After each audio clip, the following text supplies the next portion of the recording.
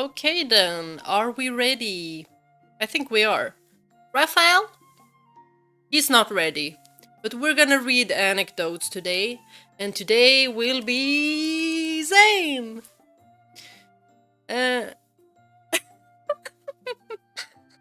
he's such a cutie. Oh, wait, I wanted to do something. I wanted to check everyone's workout routine.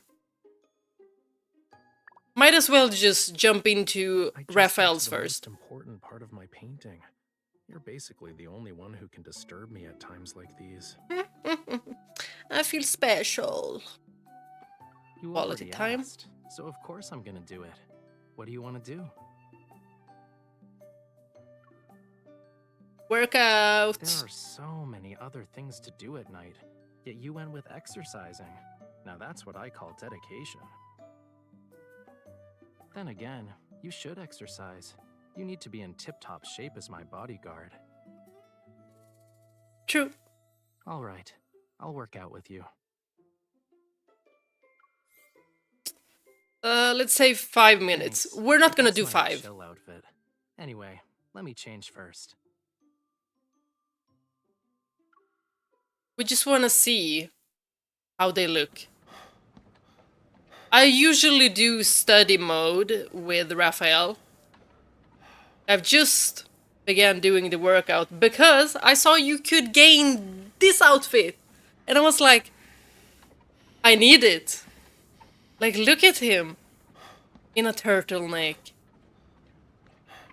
He looks scrumptious. And also, I just realized something very recently. You see this? Camera position 1?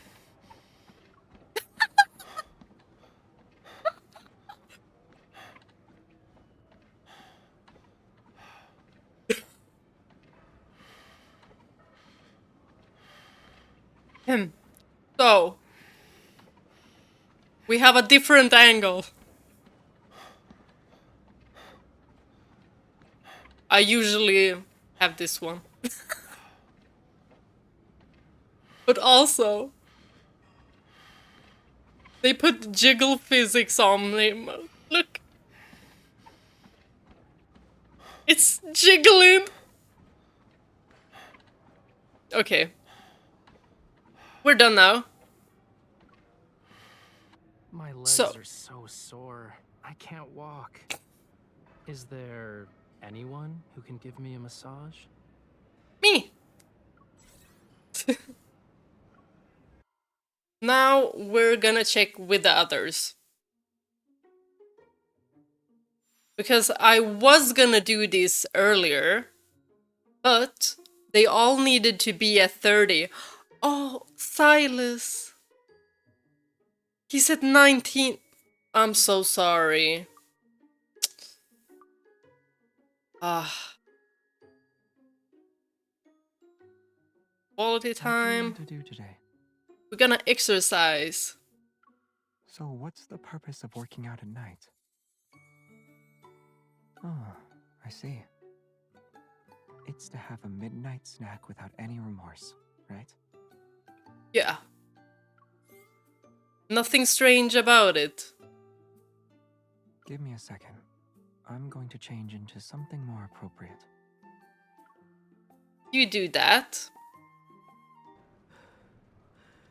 Oh, cycling. Well, wait, I can zoom out. Well, with those legs, yes, you do cycle. Let's see, camera position. Ooh. So a close-up. Okay.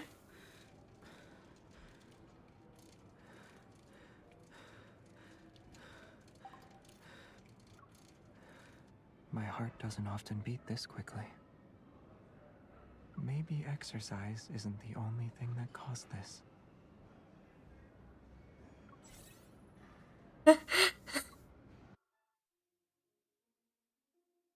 Okay, Xavier. Now, Zayne. Let's see what kinda... Do you need me for something? Yep. Workout. You can't get a good figure in 2 or 3 days. Don't push yourself too hard. But what if that's all the time I have? I'm going to change into my gym clothes. Give me a second. Oh, right. I didn't say anything about Xavier's gym clothes. I like them. They fit him. Let's check on Zayne. Oh, of course he does pull-ups. Of course. Look at that torso. And the arms.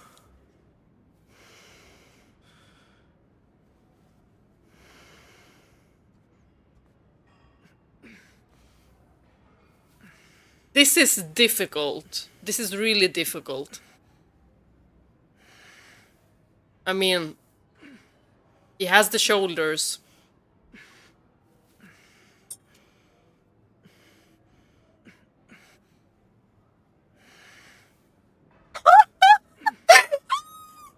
Oh my...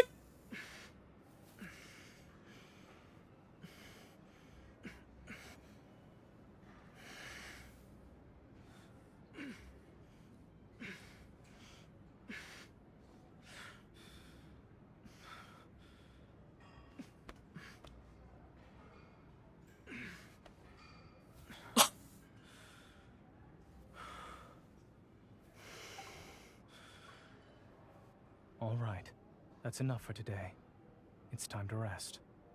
Yep. Do you We still need just me? got thrust in the face.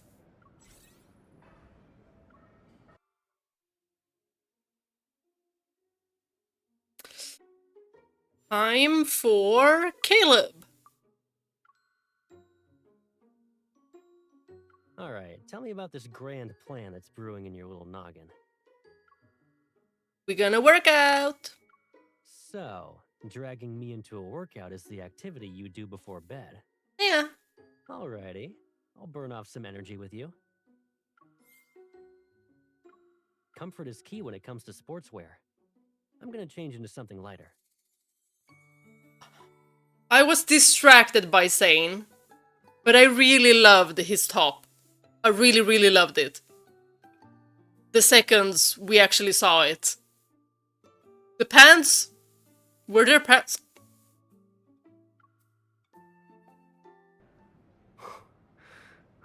Of course. Push-ups. Of course.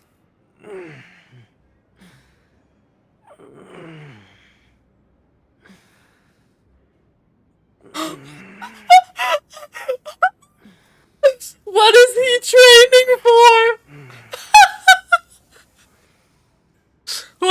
Wow.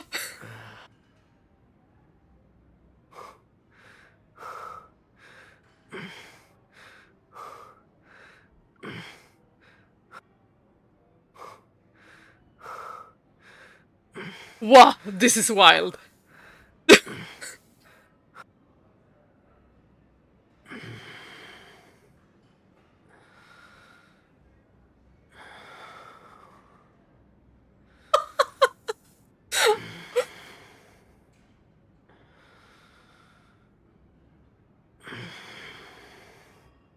Has he had enough? Oh, he's doing this one. This one is difficult. You know what?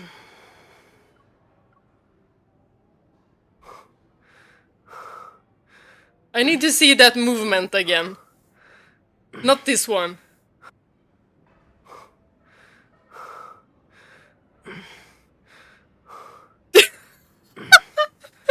We were gonna read!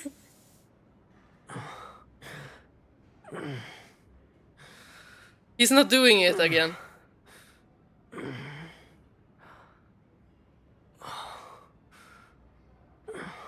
But that is difficult. Of course, explains his body.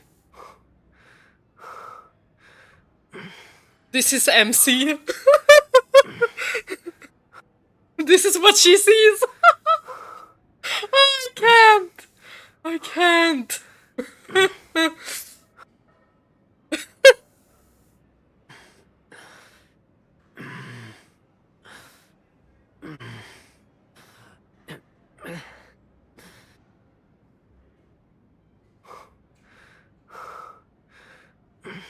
Okay. We're gonna go read. Oh, come on. Let's take a break. I love his outfit. This looks nice. We can talk about our upcoming goals, like Caleb's workout plan for the next week.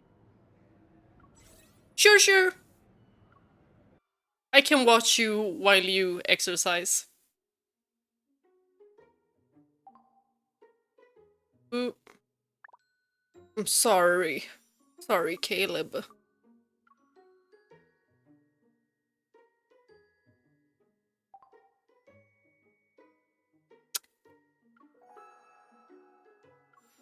Anecdotes.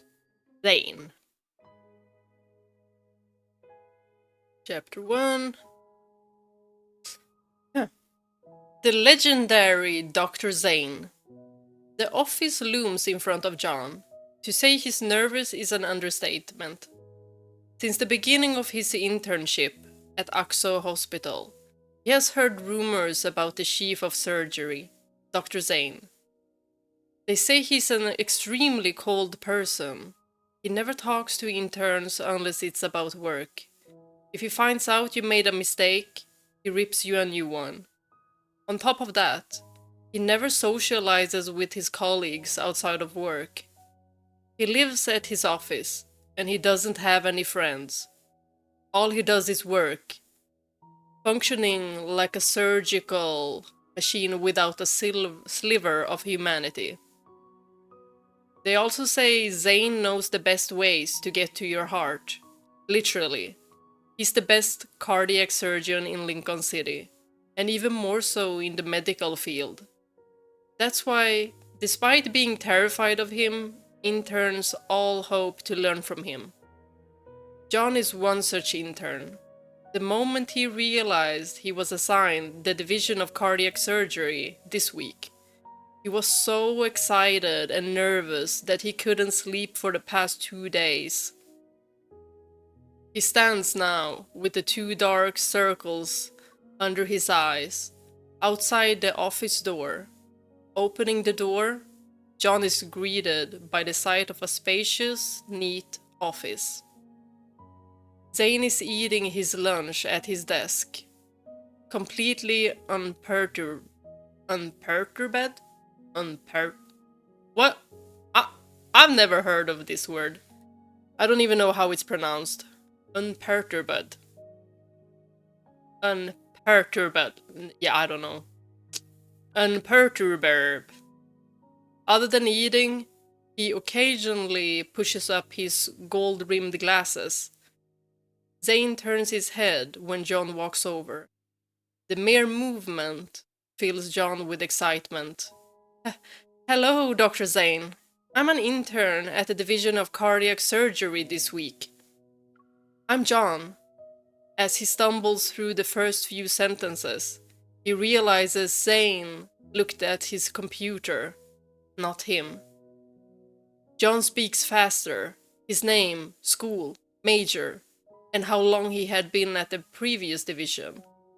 Dr. Zayne would want him to condense everything within 1 minute. Zayne says nothing. By the time John is done, he finishes his meal. Everything he does is calculated, quick. Zayne puts the chopsticks in the box, closes the lid, and puts everything in the trash after cleaning his desk. Then he wipes down his hands with a wipe and uses a hand sanitizer, picking up his access card and leaving his office. Zayne finally speaks to John. The next surgery will involve cardiopulmonary bypass. Observe. Speak up if you have any questions. The operating room is quiet. Under the light, the patient's chest cavity is already open. Intubate. Aorta, superior and inferior vena cava. Zayne oversees the progress, guiding the first and second surgeon's assistants for the upcoming tasks. Cardiopulmonary bypass. Administer the cardioplegia.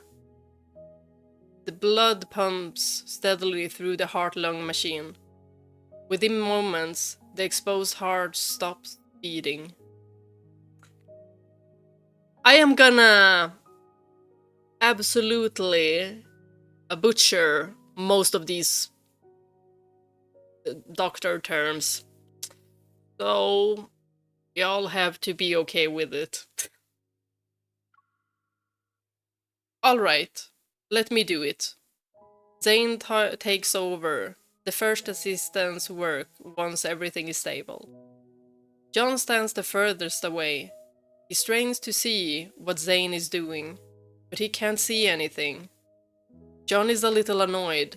He imagines it would be great if he could be Zayne's surgical assistant. Not only could he witness the operation process up close, but he could also get Zayne's guidance. But if he isn't good enough, he'll be reprimanded. John pales at the thought of being scolded by the doctor. The surgery is extraordinarily long. Standing in silence for a while is tiring for everyone except Zayne and the first assistant, Grayson. It's Grayson who breaks the silence. What did you do in the operating room before, John? Startled, John knows the most stressful moment for all interns is upon him. Being asked a question by someone higher in the hospital hierarchy. I worked with Dr. Lewis, hepatobiliary, and pulled the hooks during surgery. Grayson smiles. Dr. Lewis, huh? He's a great teacher. He invited us to his place for cow dung hot pot after an operation once. John has tried it before. Cow dung hot pot. That's the one where they mix a cow's half-digested stomach, contents and bile, right? The nurse shudders. Half-digested food? Bile? Is that edible? And isn't the bile bitter? The moment Grayson opened his mouth, words just stream out like a fountain. It's only a little bitter. It's quite nice when you eat it hot. Dr. Lewis didn't have any though, because he was called back to the hospital. Something about the student losing something in the lab. When the conversation becomes more and more lively, Zayne suddenly speaks. Maybe they lost a gallbladder. Grayson's smile stiffens. Everyone straightens their posture. Their expressions more serious than the ones they'd have if they were yelled at. John can't decide if Zayne is joining in on the fun or reminding everyone that they're working. All he knows is that his stomach is churning, and he can't help but think this expert heart surgeon is truly terrifying. I feel like Zayne is so misunderstood. Like, he feels a little bit of a lone wolf, an introvert. And maybe he doesn't like fully come across as a sociable person if you don't know him. Because he's very different with MC. I'm gonna get some water. The next morning, two sets of mismatched footsteps echo down the hall. One is quick and heavy, while the other follows hurriedly. You didn't say much yesterday. I didn't expect you to be so lively. The moment they go upstairs, Grayson is bombarded with John's questions about Zayne. It gives him a headache. Well, Dr. Zayne isn't here, and checking patients is relatively easy. I'm not as nervous. It's only easy because you haven't met any with particularly nasty attitudes. The kind that refuse to be treated or take their medicine? Grayson shakes his head with a pretense of maturity. You know nothing. As they speak, they arrive at the door of Ward 3. When John notices where they are, he recalls relevant information. Zach, patient in Ward 3's bed, 12, underwent the heart valve replacement surgery last week. He has to stay in the hospital for 3 weeks for observation and is expected to be discharged this week. Then, what should I do if I encounter even an unusual noise comes through the door? Before John can even finish his question, hurry! Careful now. Sir, you're going to hurt your teeth. Damn it. He's definitely causing trouble again. Grayson says as he pushes open the door. Help us! John follows. Inside, 2 nurses are holding down Zach, tying him down. By the time Grayson approaches them, the nurses have tightened the last strap. Another nurse reaches for whatever he's biting down on. He resists, twisting and turning as he cries out. What happened to the special care we were supposed to give? Grayson asks. What's in his mouth? An access card. The nurse is sweating, tying up Zach. Or maybe from anger. He took it when I wasn't looking. John looks at Zach, who is unable to move, but still restless. Do we need sedatives? He has a history of cerebral infarction, so let's avoid that if possible. Leave it to me. Grayson maneuvers behind the nurse on the left and reaches for the access card tightly clenched between Zach's teeth. Zach mumbles something incoherent, but from his tone, it's clear that he's saying he'll swallow the card if anyone tries to take it from him. The access card is small. If he really wants to, he could definitely do it. Grayson doesn't want to force it, so he backs off. Just then, someone opens the door. Everyone is quiet. Only Zach, who has his eyes closed, is still crying out. Zayne nears the bed and knocks on the bedside table. Where does it hurt? The moment he speaks, Zach stops moving. Opening his eyes, Zach catches a glimpse of Zayne.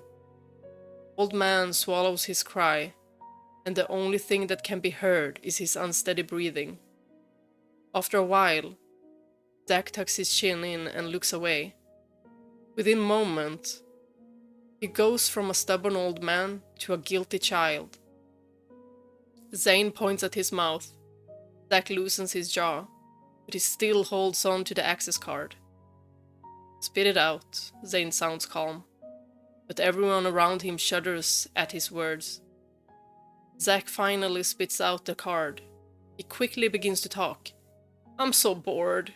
No one would talk to me, so I thought... Zayne looks at the old man and says nothing, his eyes revealing nothing. I'll stay with you.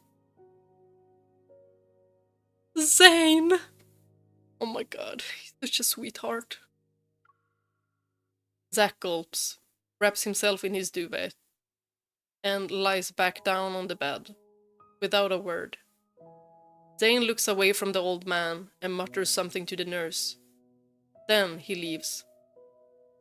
The ward falls quiet, as if the commotion earlier didn't happen at all. John tries to calm his racing heart, and a chill racks his entire body. Dr. Zayne is scary by being able to frighten even an old man. That's not what he did, though! That's not at all what he did! He's so misunderstood, and look at this chapter name! Scarier than a demon! That's so cruel. John learns from the nurses that the old man from Ward 3 is not the only one who listens to Zayne. All of his patients, no matter how temperamental or troublesome, become obedient and meek in front of him. As expected of Zayne, the man said to be able to terrify anyone. In front of the building, the moment Grayson hears Zayne the Terrifier, he laughs so hard he's almost sent to psychiatrists. John instantly regrets saying those words, worried it'll make its way to Zayne. Repeatedly shushes Grayson. Grayson slowly stops laughing. When I first met Zayne, I felt the same way. He had this stay away vibe. John nods. Yes, the stay away vibe is strong. But Zayne isn't that hard to get to know, Grayson says with a smile, patting John's shoulder. The sun shines on the garden. Most people sitting on the grass are wearing hospital gowns, or trying to find a good spot to sit in the sun. John looks for Zach in the crowd. He heard from the other patients in Ward 3 that the old man got permission from the nurses to stretch his legs. After doing half a lap around the garden, John finally sees a familiar group of elderly people. He spots Zach sitting at the stone table, his hand lifting and lowering time to time. He's playing chess. John's view of his opponent is obscured by the bushes. He moves to the other side, away from the bushes. The person playing chess with Zach is Zayne, who wears normal, regular clothes. John's jaw drops. According to the schedule at the hospital, Zayne's day off today. Zayne only takes a day or two off every month. But here he is spending his precious downtime playing chess with Zach. John doesn't approach and watches. Zach squeezes the piece in his hand. Oh my gosh! Zayne is so precious. He's so precious. How much he cares for his patients. They must absolutely love him. Putting it down and picking it up again. After some serious thinking, he finally makes a move. Wait, did I accidentally? Zach squeezes to... John doesn't approach and watches. Zach... Wait, did I jump over something? Yeah, John doesn't approach and watches. Zach squeezes the piece in his hand. Putting it down and picking it up again. After some serious thinking, he finally makes a move. You lost. Zayne moves his rook on top of Zach's king. I lost again! Zach scratches his head, then pats it twice. Dr. Zayne, you should go easy on an old man like me. Let's play again. We've already agreed this was the last round. Zayne packs away the pieces in a slow manner. You must keep your promise now that you lost. Go get a checkup. Tomorrow. Zach's peppered brow furrows. He leans back and waves his hands. No, I'm not going. If you don't, another doctor will see you. Zayne's words are lukewarm, but they sound quite threatening to Zach. Zach lowers his hand and purses his lips. He looks reluctant and maybe a little disgruntled. John can hear Zach mumble under his breath. Even you don't care about me, huh, Dr. Zayne? Zayne closes the chessboard with a soft sigh. Don't worry, I'll accompany you, he says, sounding more friendly than before. Zach stares at the grass for a while. Okay then, he says quietly. But Zayne isn't that hard to get to know, Grayson's voice rings in John's ears. Ever been to the radiology? Most patients are accompanied by their families. There are a lot of lonely elders like Zach. Their family members only show up before the surgery. They sign some papers, confirm the surgery is successful, and then leave.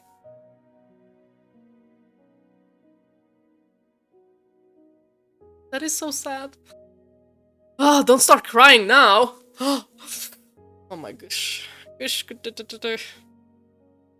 Elderly are always alone during observation. They must feel sad seeing other patients with their families. That's why the care of nurses and doctors is important to them. Caring for them to the extent Zayne does, though, it's rare. He's drawn back from his thoughts at the sight of the old man and Zayne talking and laughing. For the first time, John doesn't feel Zayne's coldness. It's almost as if it's been melted by the same sunlight that blankets the grass beneath them. I told you! I told you! What did I do? Did I...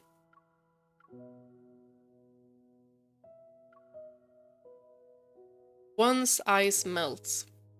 At noon, John stands in front of Zayne's office with Zach's report in hand. After knocking a few times and getting no response, he carefully pushes the half-closed door. Inside, Zayne is leaning back against his chair. His eyes are closed, appearing to be asleep. John tiptoes into the office and places the report on the table. Zayne doesn't move, nor does he open his eyes. Has this afternoon's surgery started?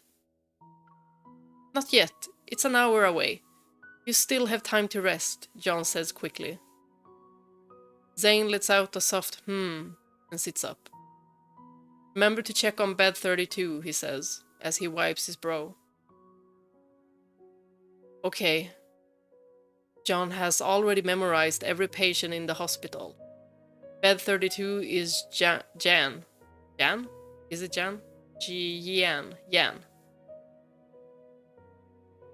And they checked on her yesterday.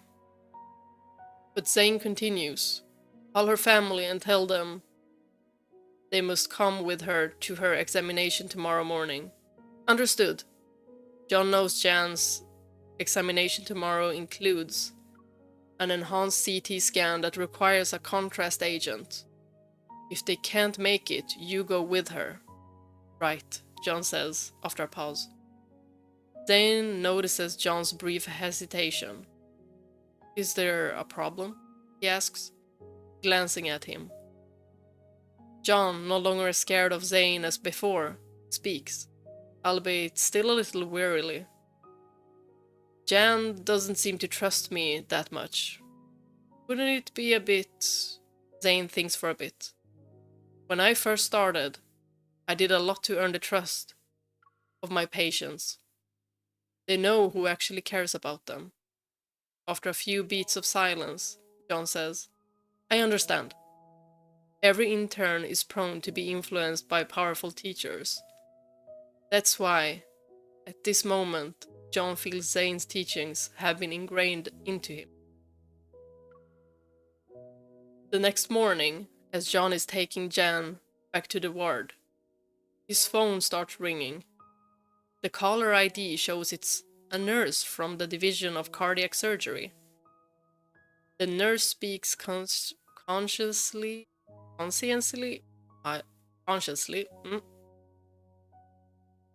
through the phone. Zayne's second assistant is unwell. John is to replace him immediately. The info takes John by surprise. He struggles to process it and is a little stunned. It isn't until he's changed into his lab coat does he truly realize he has the opportunity to be Zayne's assistant. After confirming that he has properly put on his mask, cap, and shoes in the mirror. John sanitizes his hands and watches as the door to the operating room slowly opens before him. Under the light, Zayne stands by the operating table, beside him. There is an empty spot where the second assistant should be. John can hardly believe it. He's actually allowed to stand there. It's a heart transplant surgery, with a difficult akin to walking on a tightrope on a cliff. Any small mistake could result in a severe bleeding for the patient. John carefully observes and performs his assigned tasks, and when it comes to that crucial moment, he doesn't even dare to blink. He watches as Zayne's hands skillfully manipulate the surgical tool, implanting the artificial heart and completing the positioning of the other devices. Everything is ready, and the pump has been turned off. Now all that's left is to wait for the heartbeat. 1, 2, 3. John holds his breath and focuses, silently counting seconds in his mind. It feels like a century. Then, the data appears. The patient's heart beats once more. The artificial heart is working. A man deemed to be dying in the medical field is alive again. Although John had a thorough understanding of this technique back in med school, he now realizes that the theory is no match for practice. This experience is surreal, leaving him in awe. He can't help but look at Zayne, trying to find a similar excitement in the surgeon's eyes. Zayne simply announces the success of the surgery calmly. Then he turns and walks away from the operating table. That's right. Dr. Zayne should be used to this type of surgery by now. After leaving the operating room, John still can't help but want to talk to Zayne. Before Zayne can leave, John asks hesitantly, "Dr. Zayne, why did you call for me today?" Zayne continues washing his hands without even looking up. He needed to write a paper about this subject. John is taken aback, his gratitude preventing him from fully expressing himself. He settles for a simple, "Thank you, Dr. Zayne." As his time at the Division of Cardiac Surgery approaches its end, John is reluctant to leave. His fear of Zayne has little by little begun to melt in the warm sun since that day in the garden. Completely disappearing in the operating room. The day before he's scheduled to leave, a student who is about to be rotated in approaches him and asks, "How was it to work with Dr. Zayne? I heard he's scary, but he's a really good surgeon. I'm conflicted." Now, hearing others describe Zayne as scary makes John want to defend him. Don't listen to them. Dr. Zayne isn't scary at all. Chapter being the best doctor. Love that. And now John sees how he looked when he didn't know how Zayne was actually. Now he knows that him jumping to assumptions about Zayne without even knowing him, without even trying to get to know him, really. This is how he looked as well when he mentioned it to Grayson. John is at a loss for words, and despite rattling his brain for half a day, all he can say is this: "He's the best doctor I've ever had the pleasure to meet."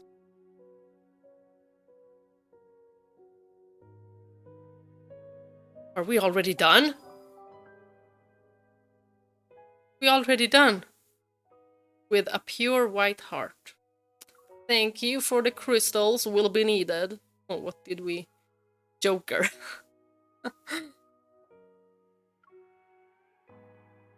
Never-ending winter. Night's daytime brightness.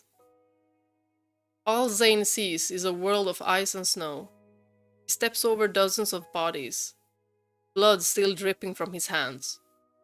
With a wave, Dark crystals pierce through, several others still struggling. There are no screams. It's so quiet that the only sound of his own footsteps can be heard. There is only a shivering little boy. Zayne stands before him, his shadow looming across the boy's blood-covered face. Afraid, the boy is silent. He can only look up at Zayne with wide, shining eyes. After a moment of silence, the wind rises. Zayne raises his hand, dark crystals once again forming on his palm. Ladies and gentlemen, we will arrive at Miran Airport in 30 minutes. Please fasten your seatbelts. Following the slightly mechanical sounding announcement, Zayne opens his eyes.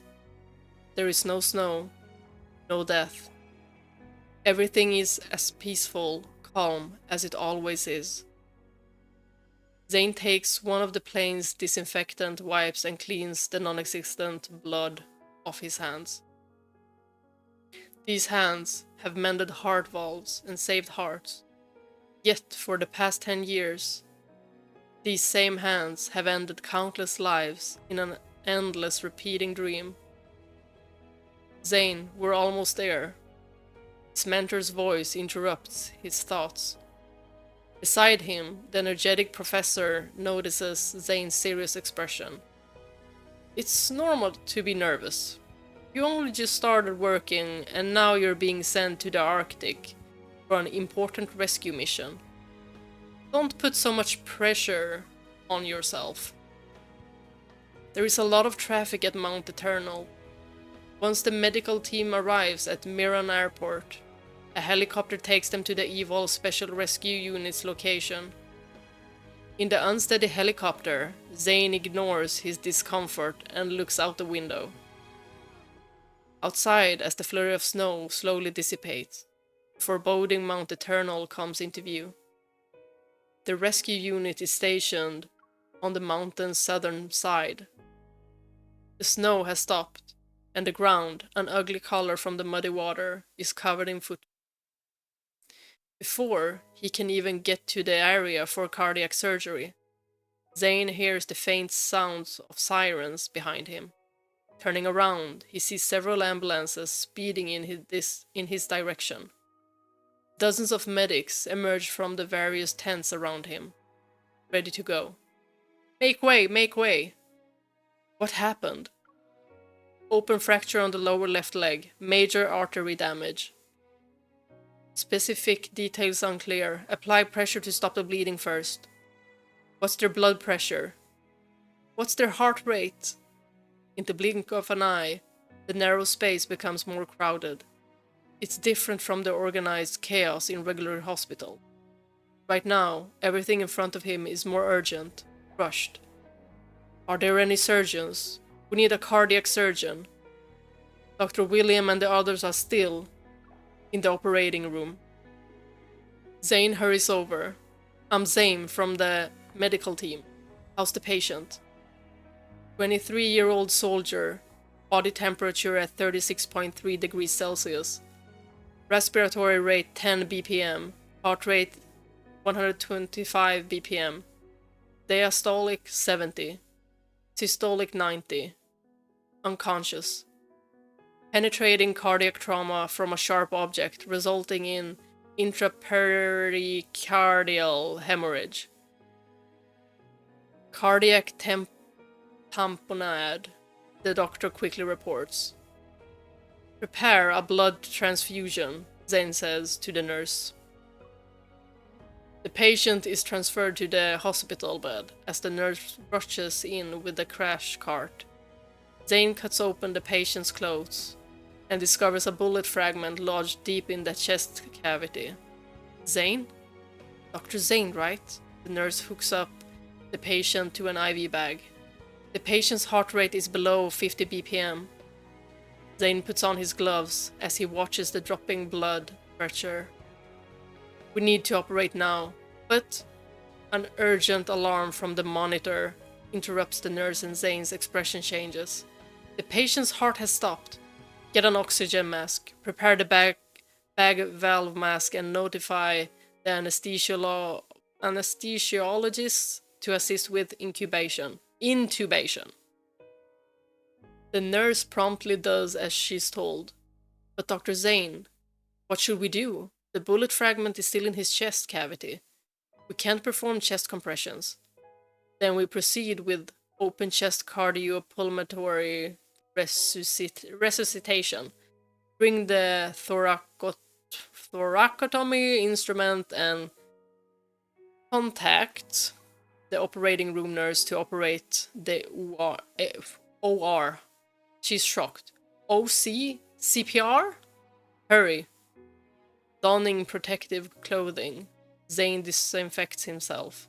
With a steady hand, he cuts along the left side of the sternum, slicing the subcutaneous tissue and muscle with an electrosurgical knife. In one seamless motion, the pleural cavity is opened, revealing the bullet fragment and the pericardium, which continues to bleed. Zayne remembers the cardiac ultrasound image shown to him by the doctor, confirming that removing the bullet fragment wouldn't cause further harm to the patient. Without hesitation, he makes incisions along the pericardium and extracts the fragment. The blood accumulated within the pericardium gushes out. The suction device in his hand is already in position.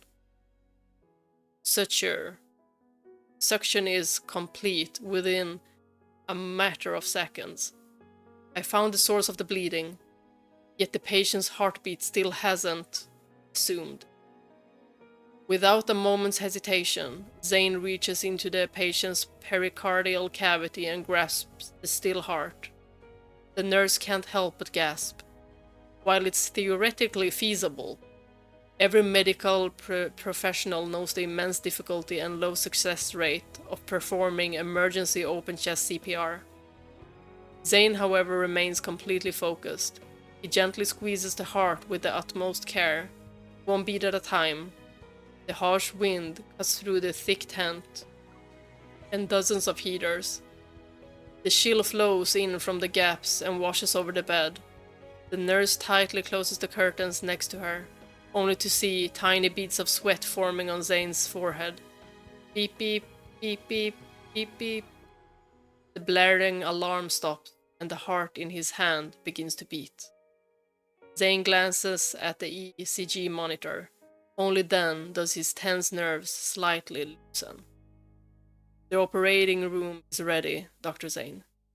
What happened, Zayne? His instructor hurries over.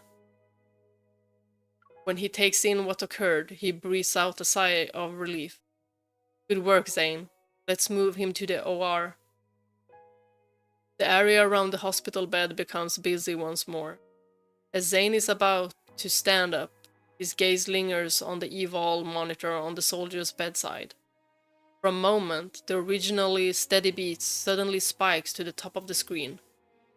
Surgery went well. Back at the ward, Zayne looks up at the blinding light above him to gather himself.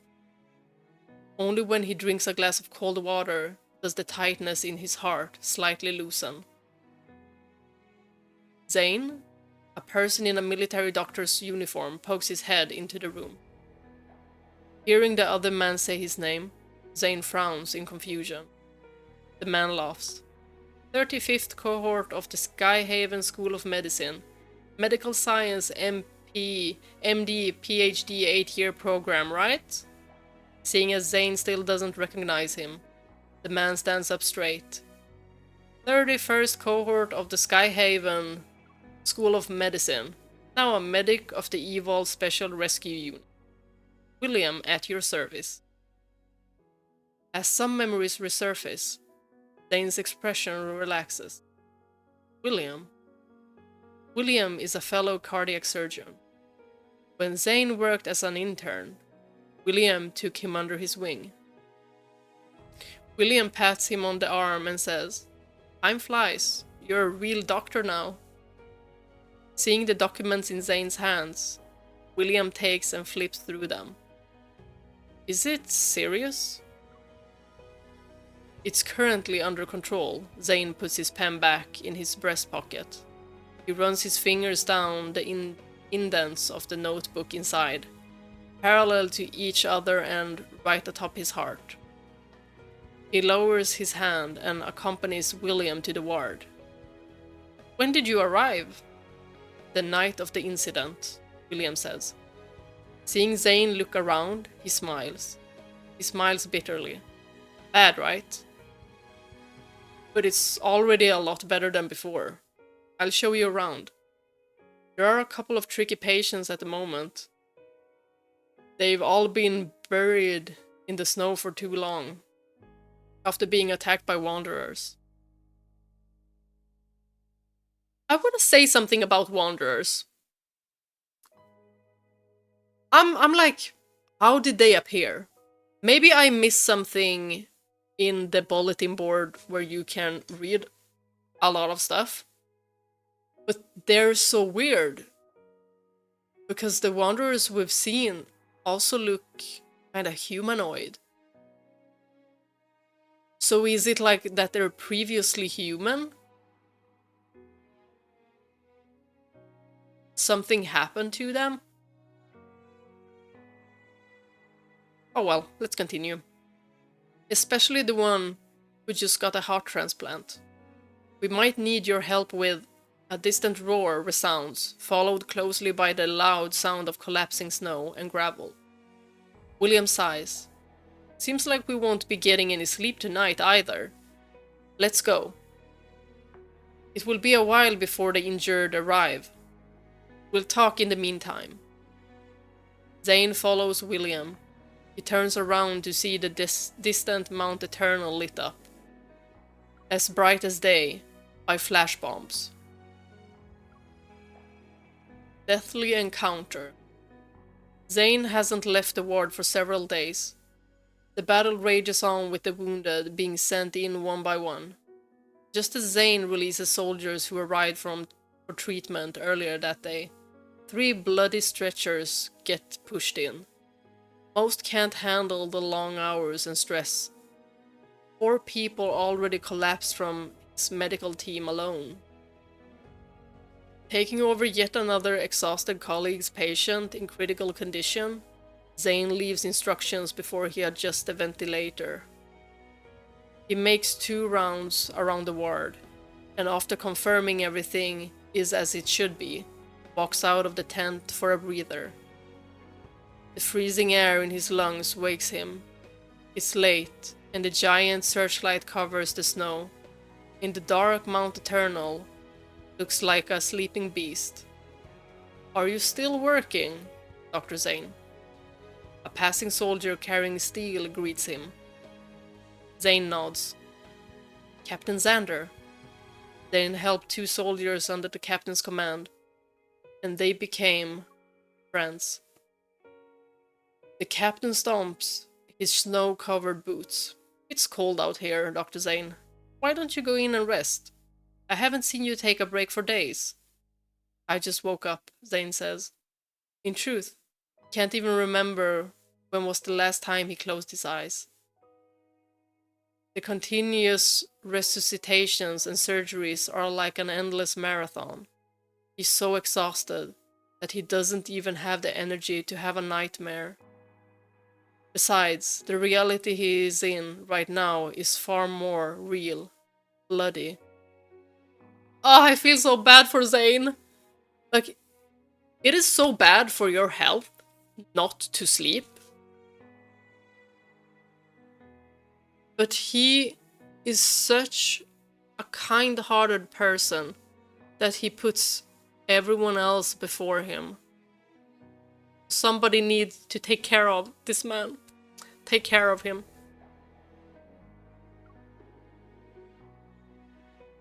What's the steel for? He changes the subject.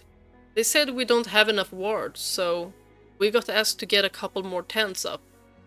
Captain Xander wipes the snow off of his head. It's weird.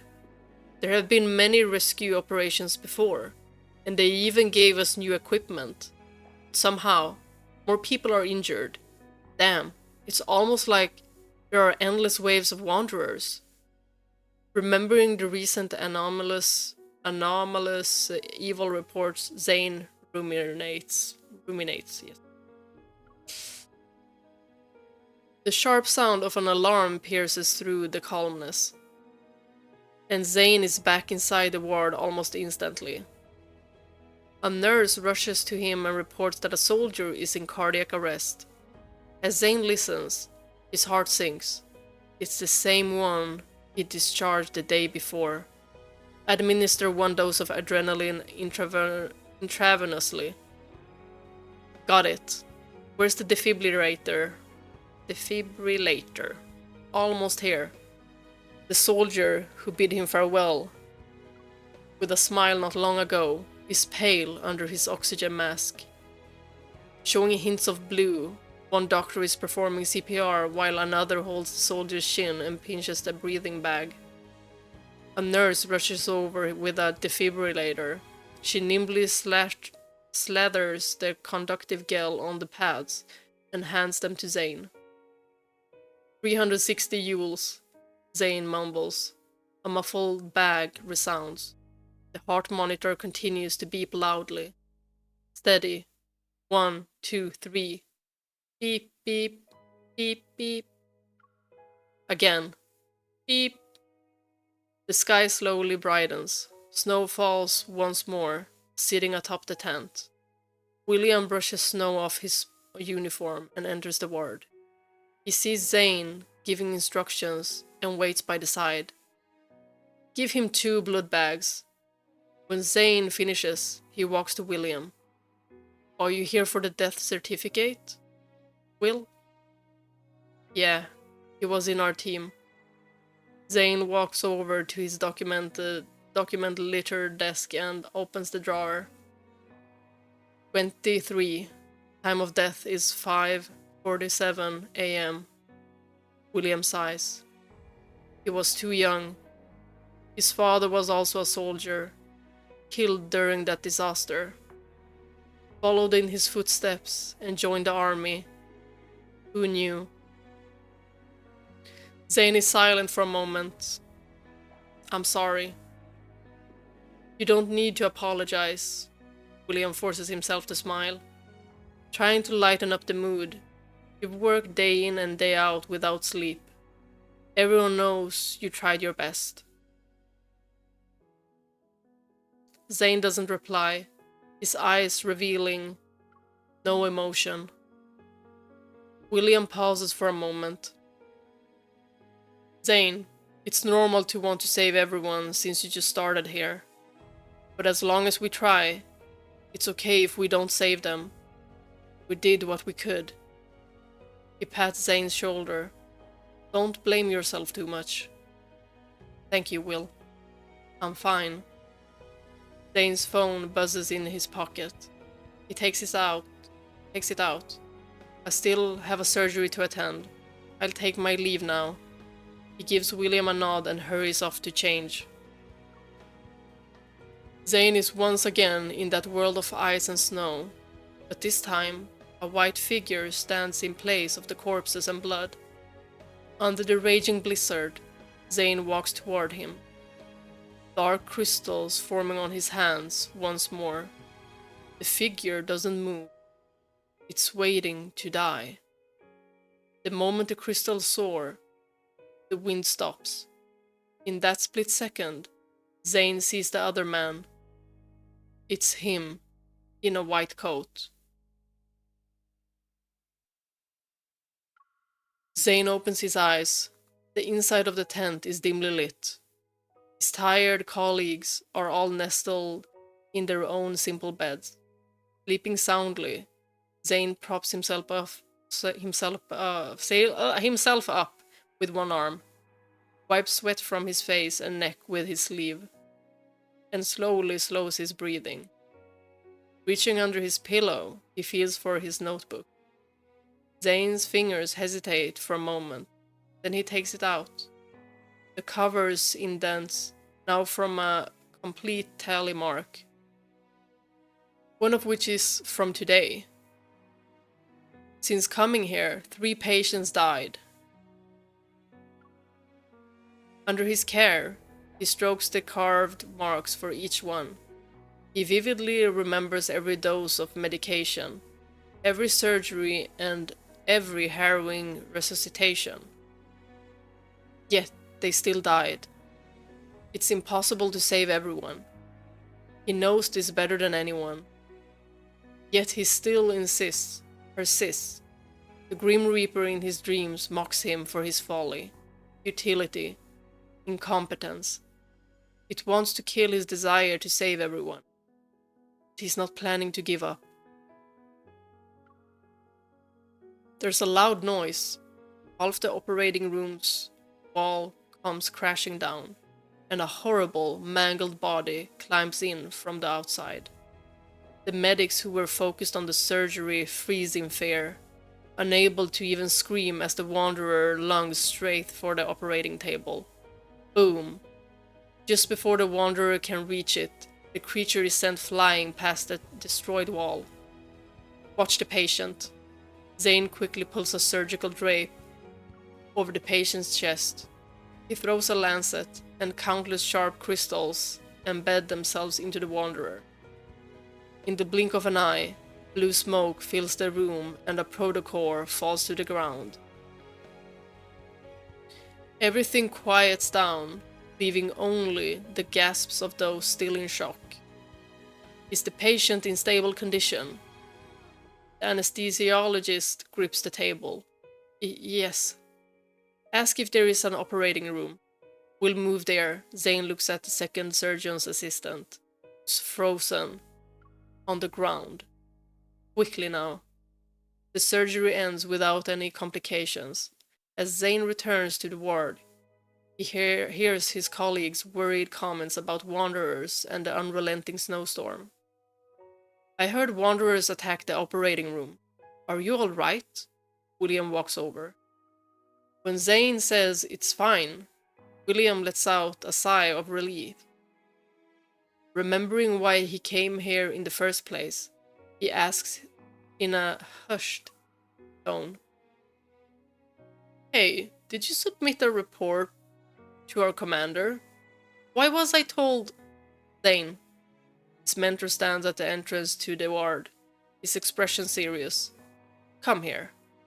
A transfer order rests on the desk, stamped with the hospital's red seal. The hospital told you to return. The medical field can't afford to lose another person. His instructor hands the document to Zayne. Pack your things. A car will take you to the airport later. When Zayne doesn't move, the old professor snaps. I know what you're thinking, but now is not the time for you to show off. Being able to deduce a change in Mount Eternal's protofield from the patient's abnormalities is helpful to the mission. But that's where your duty ends. He once again shoves the paper in Zayne's hands. Med school didn't teach you everything so you could die young. I'm enough for the cardiac surgical team here. Zayne clenches his hands.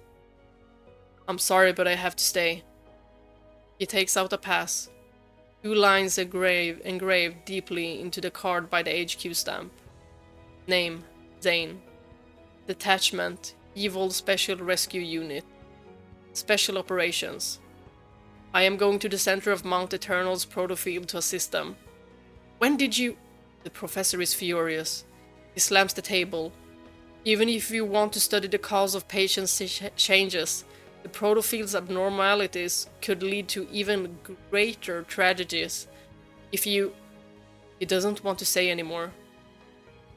Zayne looks at his instructor's grey hair and steps forward to hold his hand. This is my duty. Don't worry. I'll return safe and sound. If he can't save everyone, then he'll go to the root of the problem and eliminate it. Leaving the tent, William takes a deep breath. Emphasize with him, will you? It's hard to train a doctor. On top of that, you're his favorite. Of course he wouldn't want you to risk your life, but don't worry. He shows his card, similar to Zayne's. As a fellow doctor, I'll make sure you get back unharmed. Zayne is surprised for a moment. Then he relaxes. Thank you, William. William smiles and stretches his hand out to him. Welcome to the team. A week later, a special operations team composed of 30 elite members entered Mount Eternal fully armed. Our mission is to find the center of the protofield and eliminate it to stop the creation of Wanderers. The speculated location is in the valley of the northern cliff. This operation is more difficult and even more dangerous than any others before, so you must all strictly follow orders and do everything in the name of safety. As the leader of the group, Captain Xander pauses his lecture about precautions to grab a map. William comes over and asks Zayne, "Who did you address your will to?" He's curious about whom Zayne, emotionless as he is, holds dear in his heart. Zayne instead deflects the question, "Who did you address yours to?" William coughs and says, in a different voice, "I'll introduce you when we get back." Despite being mentally prepared, Zayne didn't expect getting back to become an unobtainable luxury. As they venture deeper into the mountain range, the terrain becomes more treacherous and the energy fluctuations more violent. For each step forward, the operation team has to fight, costing them time and energy.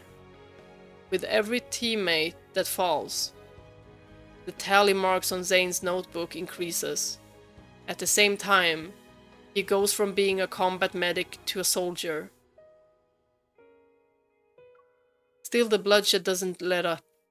The Grim Reaper in his dreams appear once again, staring at him with cold eyes. With another narrow escape from death, Captain Xander has to make a decision. They alone cannot hold back the protofield's energy fluctuations. If they keep going, it will only lead to more casualties. They must act quickly and destroy the protofield center. When William returns to the tent, Zayne is dressing his wound. The large injury on his right arm is open again, blood oozing out. William sighs and hands him a bottle of medication. As a doctor, shouldn't you know how important your arm is? There are other ways of saving people that don't involve you taking hits from Wanderers on their behalf. I know what I'm doing. I don't think you do, William asks. Zayne, I've always felt like you're more desperate than others when it comes to saving people. I've seen dedicated medical staff, but none as persistent as you. Is something weighing you down? No, Zayne answers. There is. Not at all. Once Zayne is done dressing his wound, he takes out his sleeping bag and lies down in a way to show he wishes to rest and not be disturbed. William remains where he is, clearly unwilling to leave until he gets an answer. The two are at a stalemate. In the end, Zayne admits defeat. Years ago, he says after a long time, I almost killed someone important. William is surprised. What happened? Holding the ice-cold air with his right hand, Zayne lets it go. I lost control of my evil. That night, the blood in his hands kept dripping onto the ground, dripping into his dreams. The summer when he was 12 was extraordinarily long. Every little thing, like the ivy climbing up the courtyard wall, the stall that sells popsicles, the swings in the park, is clear in his mind, as if it were yesterday. A snowstorm ended that summer. It was the first time a black-robed Grim Reaper appeared in his dreams.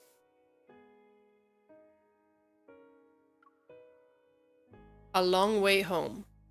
The day grows shorter. The night, with a relentless snowstorm, descends on Mount Eternal. By the time the team reaches the valley, they are down to less than half their original number. Outside, the blizzard rages on. Yet inside, it's strangely calm. The dense forest is filled with dead trees, standing tall like tombstones. A faint blue light flickers on the black broken branches. The continuous ringing of the detection alarm and the sight in front of them all point to one thing. The Protofield Center. Looking at the scarred but determined faces of his teammates, Captain Xander says in a deep voice, "Let's begin." "Yes, sir." Everyone quickly and quietly gets ready to destroy the Protofield Center. Orientator calibration done. Electrical current ready. Metaflux barrier test initiated. 1. Bunker is ready. Anti-protofield system setup complete. Limit of protofield strength reached. Transmission progress at 75%. Magnetic field coordinates confirmed. 57, 31, 64. Transmission progress has reached 100%. Everything is ready. In an instant, a deafening roar fills the air. Sand and rock fragments fly through the valley along with millions of energy particles. The blizzard rushes in. The violent energy fluctuation causes dozens of wanderers to gather. Captain Xander, shocked, yells into the howling wind, "Stay alert! Don't fall asleep! There are wanderers!" At the sight of one of the creatures swinging a weapon at an unconscious teammate, he lunges at it. Clang! A wall of ice several meters high erupts from the ground and pierces the wanderer's protocourse. Zayne grips his right arm with his left. He uses his evol to freeze his weak legs, forcing him to stand. "Oh, I'm getting chills!" Oh my god, he is so determined.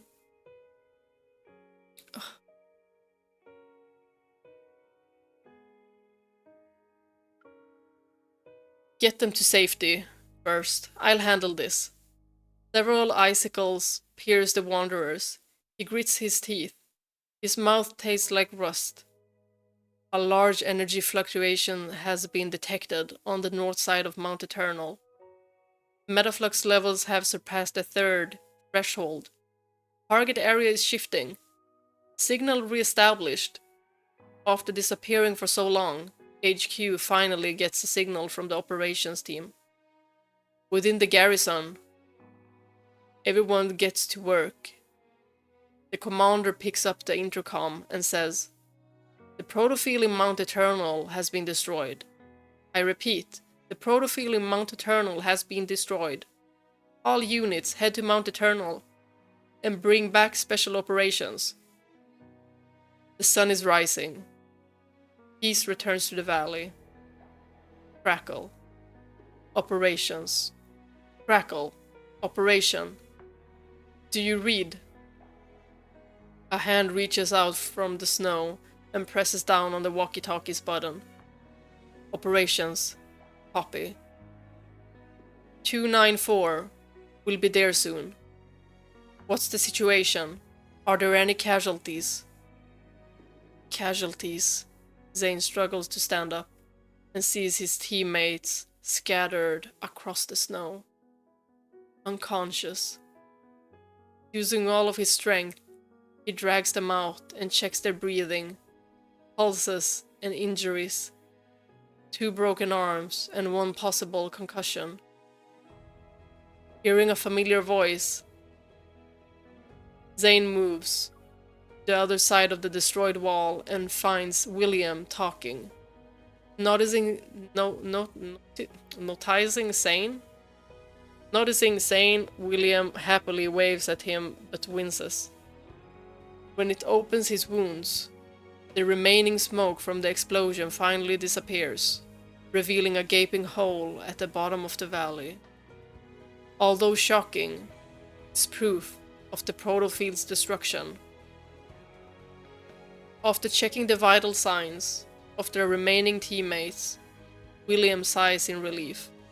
Zayne, he says with a smile, we can go back. Indeed, sunlight filters through the clouds and fog. Zayne's heart, always so wound up and tight, finally relaxes.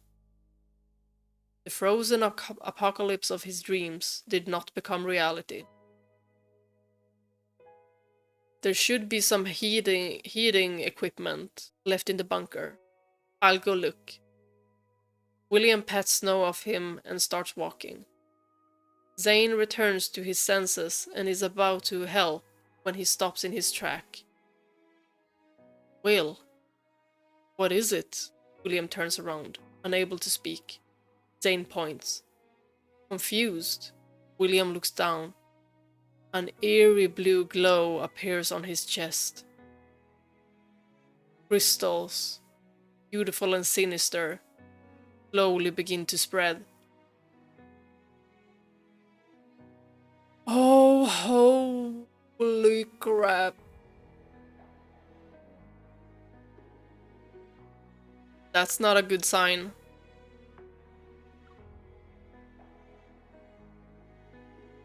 Nightmare Worsens. What is this? Suspicious, William touches them.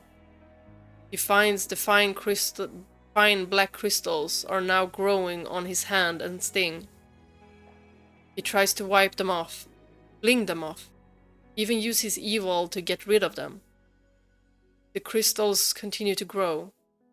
Sensing something is wrong, Zayne reaches out and is about to touch William's chest when it all happens so suddenly. The crystals accumulate, and William's expression goes from surprised to panicked. What's going on? But the crystals don't give him any time to react.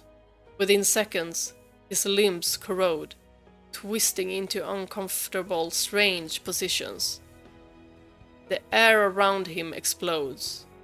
Zayne is tossed several feet back. Will! Stay away from me, William shouts. His bones and muscles are torn and start to dissolve. He cries out in pain.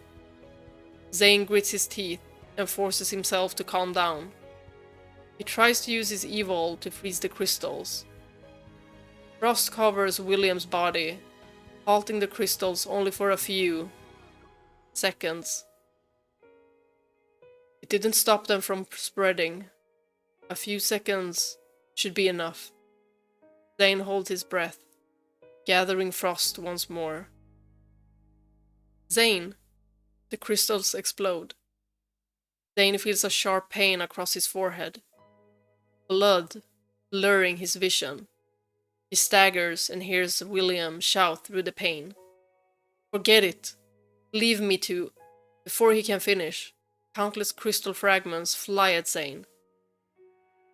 Zayne barely dodges them as he tries to fight against the crystals on William's body using evil. However, his body begins to fail him. Pain explodes through his shoulder, fragments embedding themselves in his flesh. Zayne trembles. No, you'll get taken down with me. The crystals, consuming bone, devouring marrow, climb to his neck, his arms. Moving on their own, attack Zayne. William watches with dread as his body becomes twisted and gnarled. It's already too late. Kill me. I started to think about that scene when MC is in his office and they fight wanderers. And then there's like this black eyes on Zayne's arm. So Does he have some kind of like a curse? Or is he about to maybe turn into a freaking wanderer? Like something is happening. I'll continue now. Zayne's mind goes blank. There is still hope as long as I can freeze it. Blood fills his mouth. He grits his teeth. Hold on, please. Again and again, the ice tries to freeze the horrific black crystals. They fail again and again and again. It's no use. As if a million little knives are piercing through his head, William uses his remaining strength to say, "Help. Help me." The tissue underneath the crystals rapidly forms a strange shell.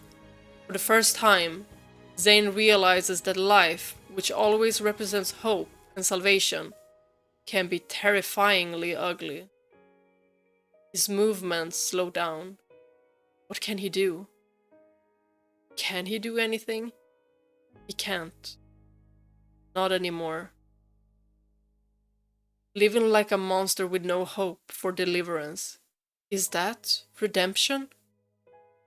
Crystals have encased William's body, leaving only his eyes, which stare at Zayne, with a mix of pain and hope. Oh, that must be so heartbreaking. Like imagine a person that you care about turning into crystal, and the only thing you can see that is not in crystal is their eyes. And eyes have so much soul to them. That is heartbreaking. The figures in Zayne's nightmares merge with William.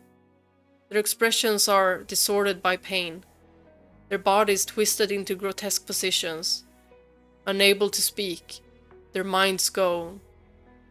Their eyes can only beg. Oh! Kill me. Kill me. I don't want to become a monster. Snow falls again. Zayne moves his stiff fingers. The icicles in his palms are coated in blood, soaked with a boundless black. William's body takes a few steps and falls, eventually dissipating into grayish blue smoke.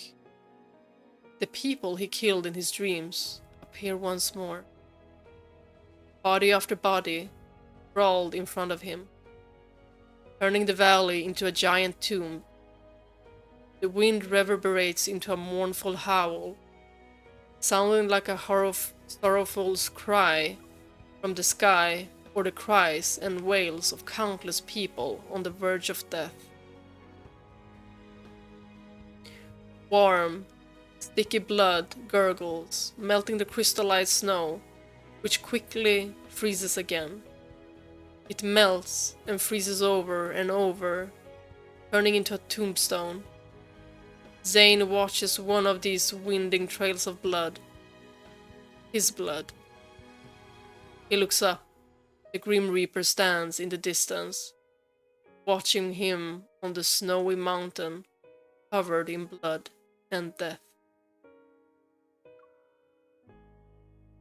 3 years later, the surgery will be difficult, but we'll try it. Transfer him here.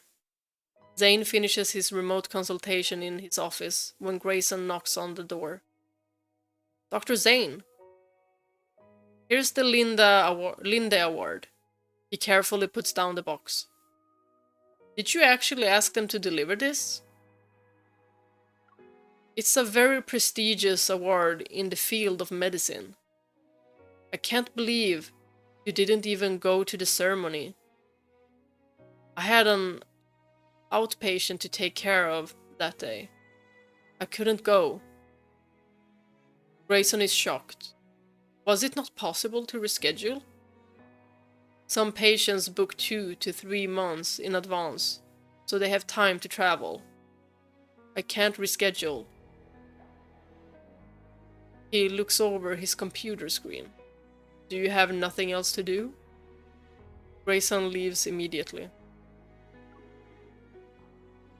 After his work is complete, Zayne opens the box.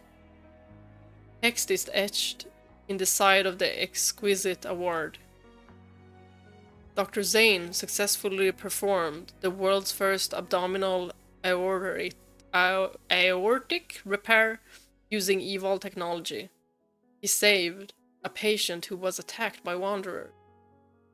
This is both a miracle and a monumental moment in medicine. He shoves the box deep into his drawer. Right next to another.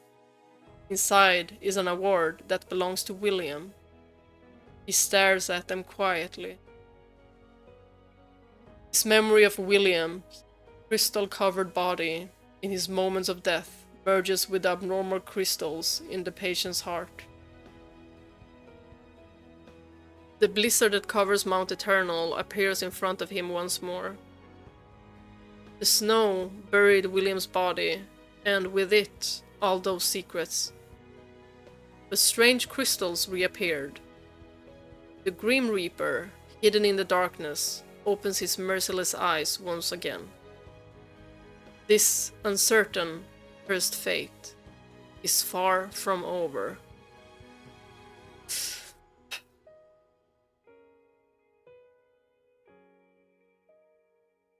Zayne.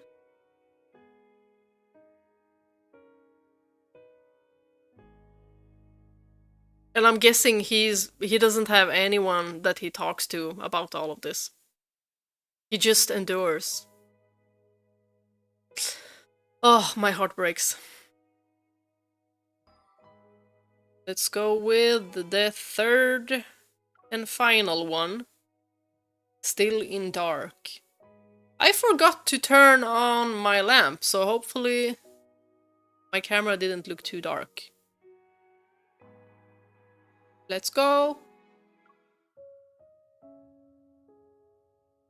Visitor.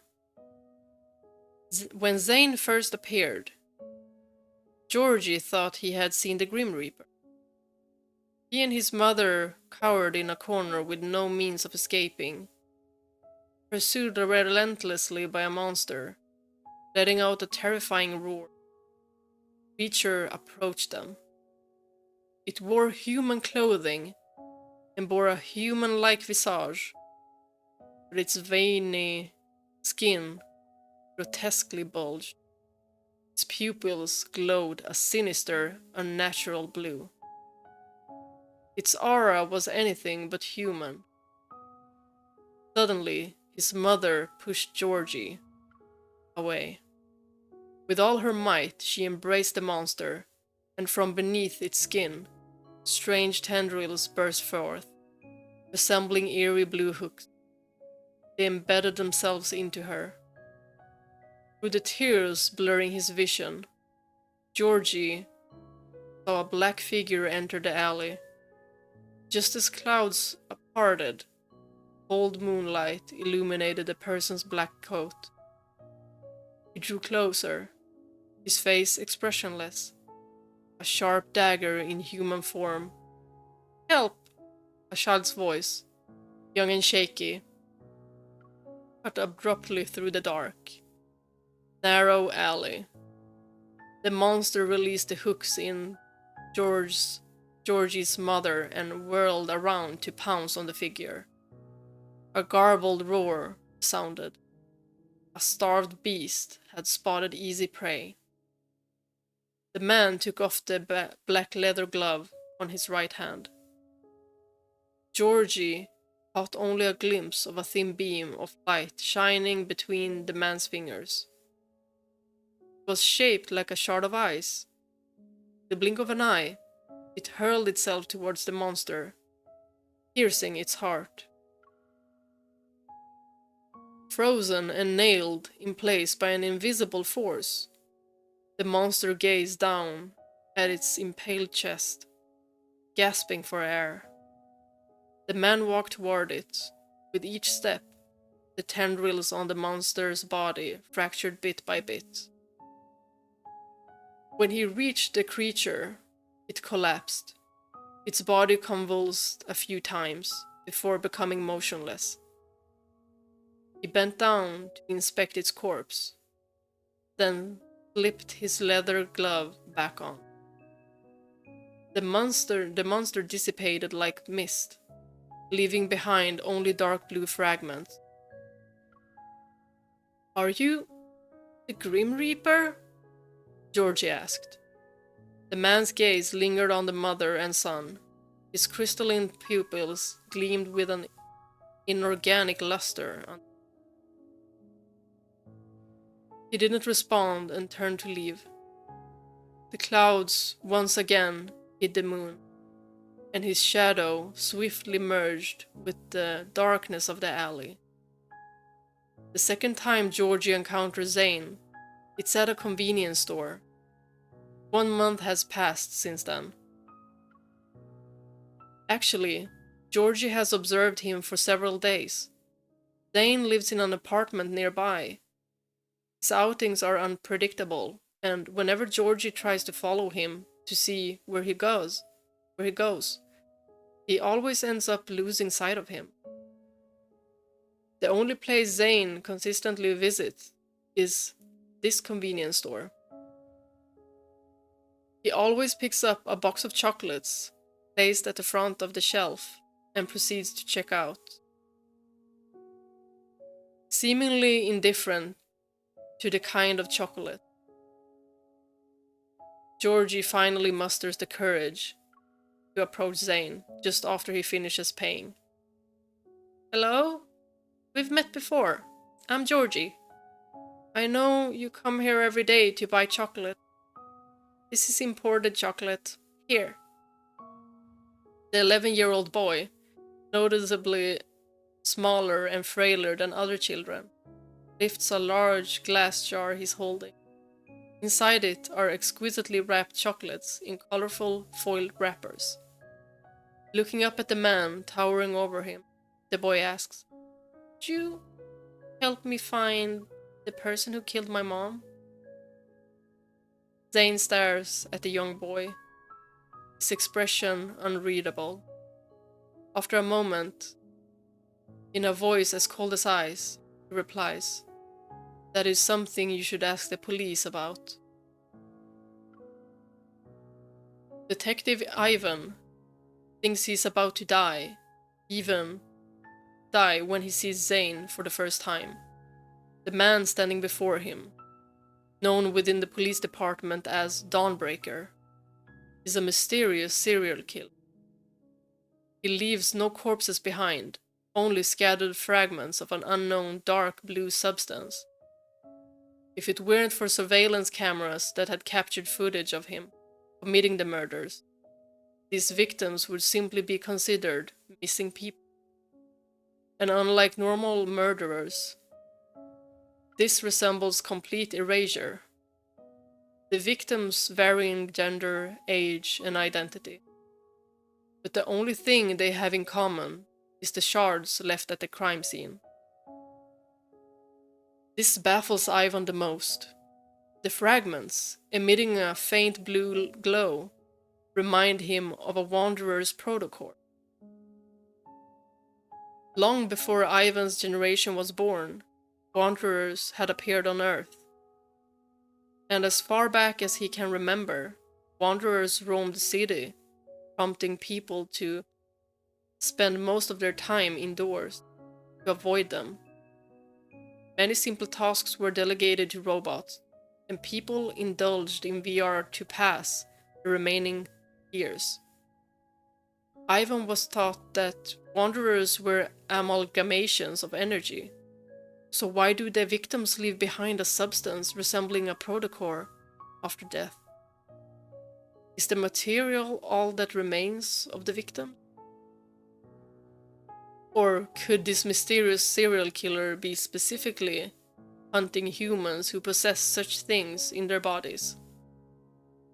Using this as a criterion, the AI system identifies who will most likely be the next victim.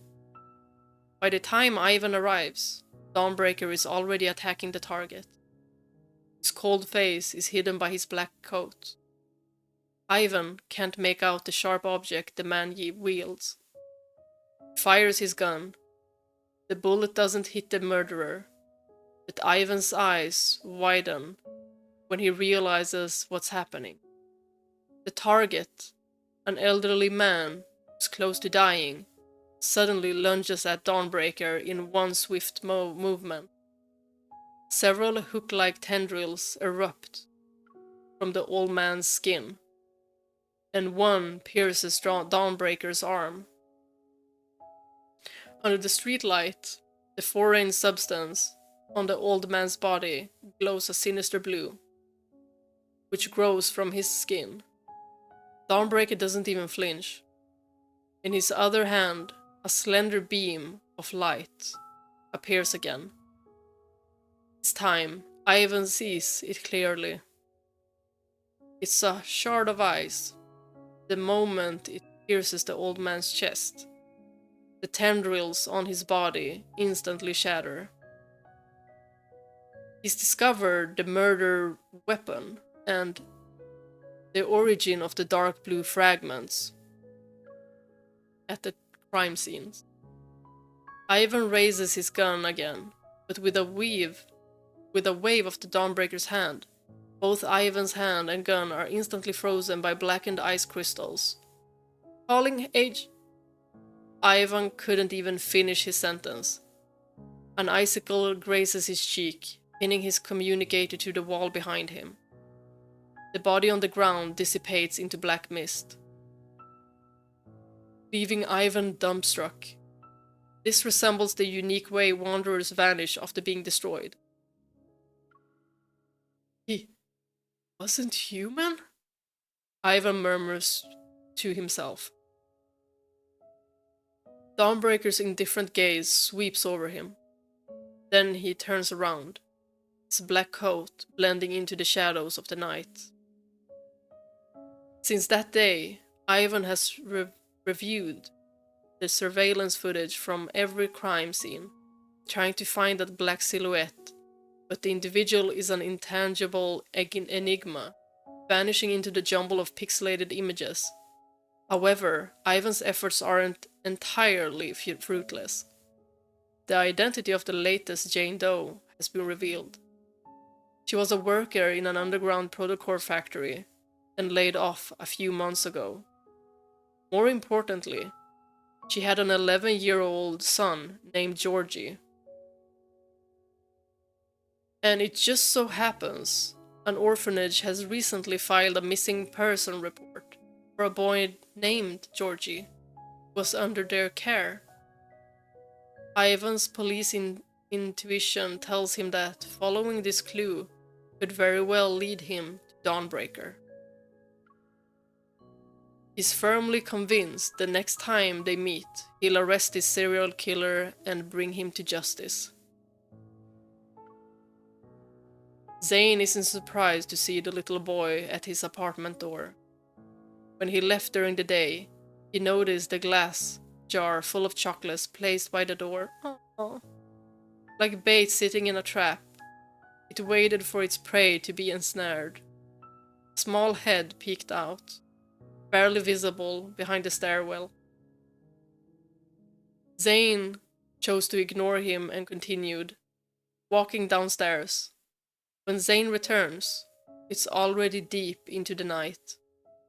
The little boy is asleep by the door, clutching the jar. His small head almost droops to the ground. Hushed mumbles in his dreams. The only thing he can hear clearly is one word: Mom.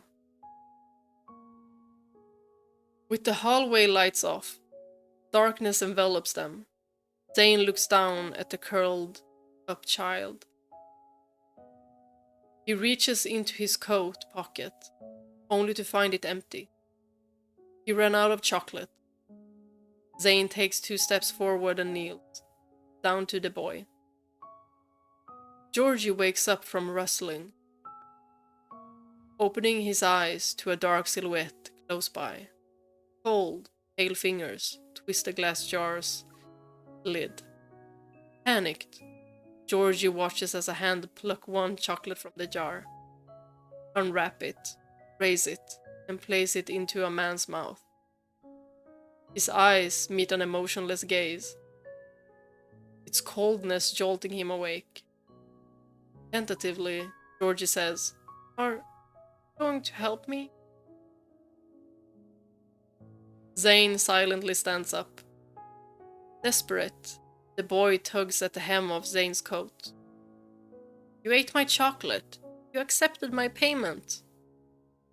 Zayne opens the door and walks into the apartment, his coat slipping from Georgie's grasp. However, the door doesn't close. Georgie lifts his head and sees him standing at the doorway, his hand resting on the door. "Are you in?" After Georgie tentatively steps inside, Zayne lets go of the door and walks away. He sits on the sofa. Georgie looks around. The room lacks decorations, and the furniture is extremely simple. The only hint of humanity is the faint cracks on the grayish white. Signs of age and neglect. In the center of the living room is a holographic screen displaying what appears to be a very old TV show. On the screen, a man in a white coat is treating a patient. Georgie cautiously sits on the edge of the sofa and sneaks glances at Zayne. The seemingly emotionless killer is now engrossed in an outdated TV drama. The scene, full of contradictions, gradually emboldens the young boy. "Aren't you tired?" Zayne asks. "What is this? It looks like a TV show from decades ago." In the room, aside from dialogue from the TV drama, the young boy's voice passes through the quietness. "Mom used to say only rich people can afford to go to the doctor." Suddenly, Zayne gets up. Georgie shrinks back, afraid he's about to be thrown out of the apartment. However, Zayne only takes the glass jar from Georgie. He returns to his seat, unwraps a chocolate and puts it in his mouth. Eats them one after another, as if the chocolate were his dinner. Do adults really enjoy sweets like this? As Georgie thinks about it, his stomach grumbles. Zane's gaze remains fixed on the screen, but he passes the chocolate jar to him. "Chocolate doesn't make me full," Georgie says. "What do you usually eat?" Zayne pauses, then stands up and opens the refrigerator. Georgie follows him and looks inside, surprised to see rows of bottles filled with nutrient solutions, neatly stacked. "You live on these?"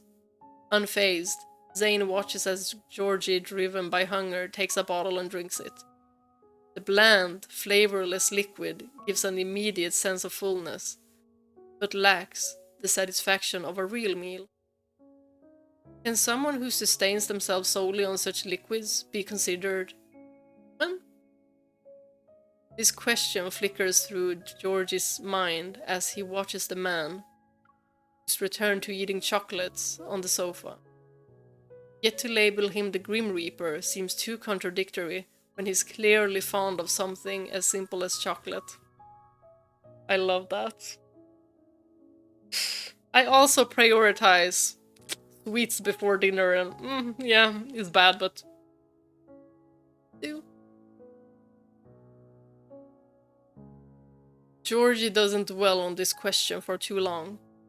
Having not slept soundly for several days, he soon succumbs to the overwhelming wave of drowsiness once he relaxes. When Georgie opens his eyes again, sunlight streams through the window and into the living room, making the glass jar on the coffee table sparkle. And the jar, which was brimming with chocolates last night, is now only half full. Rubbing his eyes, Georgie sits up on the sofa and sees Zayne carrying a pot with a budding jasmine from the bedroom, wearing a t-shirt. Zayne looks more like a college student who lives next door rather than the Grim Reaper in a coat. Georgie is stunned, watching him place the pot on the window sill so it can bask in the sun. Zayne waters and prunes the jasmine. As he gazes at the white bud, the sunlight reflects into Zayne's eyes, lending a soft glow to his otherwise emotionless pupils. You like plants? As Zayne continues to snip, he shakes his head. Then, did someone important give that to you? Zayne glances down at the boy and remains silent. What should I do to get you to talk to me? Georgie's frustration in the endless silence nears despair. He picks up the glass jar from the coffee table, trying one last time. You've eaten a lot of my chocolate, so you have to help me find out who killed Mom. It must have been one of those monsters that chased us before. Only you can help me. Zayne pauses. He puts down the gardening scissors and leaves the jasmine in the sun. Then, turns and walks into the bedroom. Perplexed, Georgie follows Zayne and sees him opening a closet filled with only black clothes. It's like a wardrobe dedicated to funerals. Hey, black goes with everything.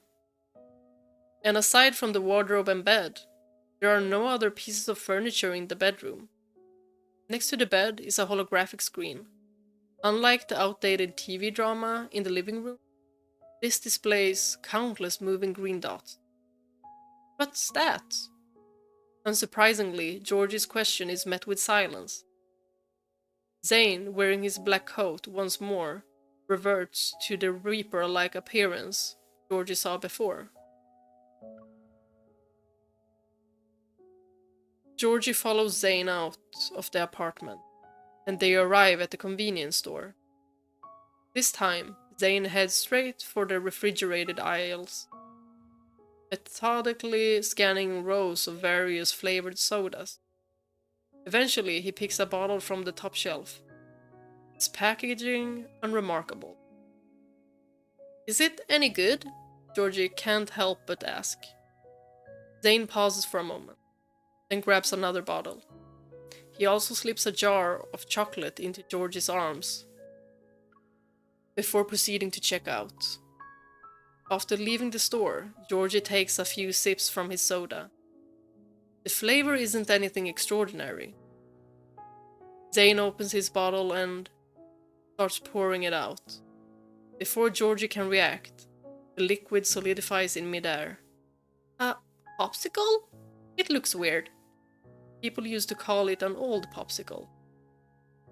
Zayne looks at the popsicle in his hand and takes a bite. He appeared to savor the taste.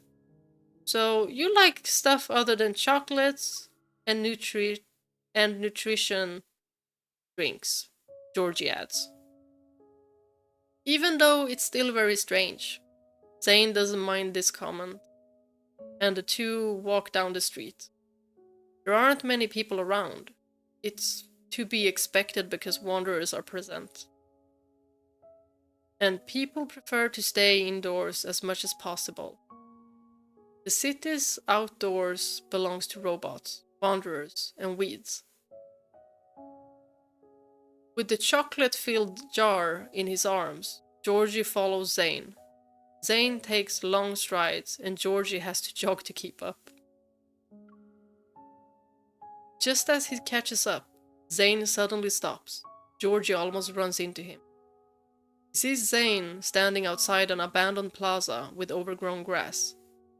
Following his gaze, a patch of jasmine flowers blooms amidst the decaying city. The vibrant white blossoms stand out in the desolate surrounding. Zayne walks over to the bench facing the jasmines and sits down. Touching the bench, Georgie realizes it's clean. Do you often come here? Zayne doesn't deny it and takes out a book from his coat pocket. Georgie sits down beside him, eating chocolates from the jar. Curious, he looks at the content of the book. Cover is worn, text faded. Georgie tilts his head and reads out loud. Lincoln City, travel guide. Where's Lincoln City? Want to go there? Zayne grabs a chocolate from the jar and eats it, flipping through the pages of the book. Georgie notices several marked locations. The travel guide. Museums, ski resorts, parks, and some places that seem to be restaurant recommendations. Lincoln City Axo Hospital. This looks like a place from a long time ago. Georgie's eyes widen. Is this book very old? As old as my grandpa? No, it should be even older than that. But I've never met my grandpa, or my dad for that matter. Zayne calmly glosses over the boy's mumbled words. Why are you interested in an old city? The boy looks up at him. Zayne stares at nearby Jasmine, something fleeting, briefly crackling his expressionless face. I often dream of that place. Nightmare. Last night, Zayne dreamed that he and a girl bought all kinds of snacks and even froze soda into the shape of a popsicle. Similar dreams visited him almost every night. In these dreams, he's a surgeon. His dreams keep overlapping with scenes of a doctor's life, and a constant reoccurring presence is a girl. He was 12 at the first time he had such a dream, but the dreams didn't happen in a particular order. They were fragmented. So, when he was 12, he already knew the doctor in his dreams would meet that girl at 27.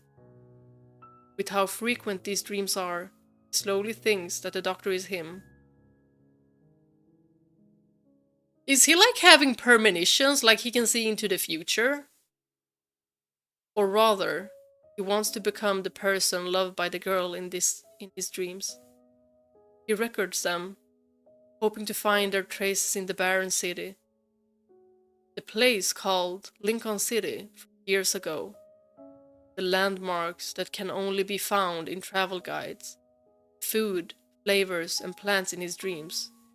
He wants to experience them as best as he can. It's sounding like there have been different timelines for all of the guys so far. And if it's possible, he wants his warm dreams to consume him. Zayne steps out of the bathroom, blood still flowing from his arm, from the wounds inflicted by the abomination. He looks at his reflection in the mirror to see his scar-riddled body. It's a sight he's grown accustomed to. As usual, he dries himself off and puts on his clothes. The boy is asleep on the couch again. Zayne runs his hand through his hair and grabs a blanket. Tossing it over the boy, he sits down and watches the medical drama on the holographic screen. As he eats chocolate, the boy suddenly lets out a loud scream. Georgie jumps up from the couch, gasping for air. I had a nightmare. Terrified, Georgie looks at the calm Zayne before gradually coming to his senses. I dreamed that there was a monster inside me. It burst out from my chest. Oh, I have a bad feeling about this. The boy's voice trembles, tears welling up in his eyes as he gives Zayne a pleading look. My mom said dreams are the opposite of reality. Is that true? Zayne thinks for a moment and presses a button on the remote. The screen suddenly changes from a medical drama to an animated film, accompanied by a soft female voice. A long time ago, there was a man named Yuan Shi. He dreamt he was a graceful butterfly. When he woke up, the feeling remained. He couldn't tell if he was a butterfly dreaming of being Xuangxi, or if Xuangxi dreamt of being a butterfly. Georgie stares at the screen, where elegant dialogue transforms into dancing butterflies and then into a historical figure. Confused, he mutters. Maybe I'm just a monster's dream. When will it wake up? The boy turns to Zayne. And what about you? You said you were dreaming of a place called Lincoln City. Where are you in your dreams? Zayne switches back to the medical drama, where the protagonist is performing a very risky surgery. Do you dream of being a doctor? Zayne pauses, then nods. Then, do you appear in that doctor's dream? Maybe to him, you're also a nightmare. Zayne looks down at the boy, who appears innocent and concerned. In the dim light, he can tell Georgie has a small protrusion, a bump, under his eye. Georgie, staring at Zayne's unblinking gaze, can't help but feel a little scared. I was joking. Don't be mad. Behind Zayne's back, a blackened ice blade begins to form in his hand. We're not related, so I understand if you don't want to help me find the killer. The boy lowers his head, unable to meet Zayne's gaze. But I have a request. Tomorrow is my 12th birthday. Can you celebrate it with me? Promise to leave afterward.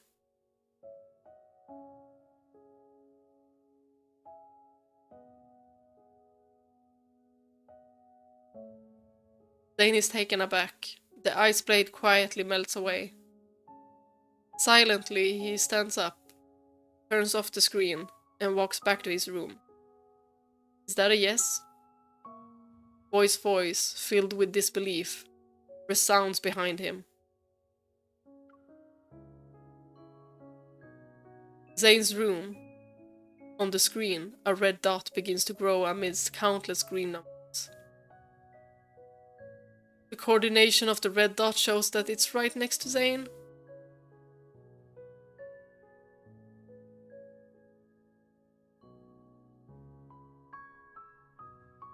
Just before the alarm rings, Zayne turns off the screen. Good night. His voice is cold. He closes the bedroom door.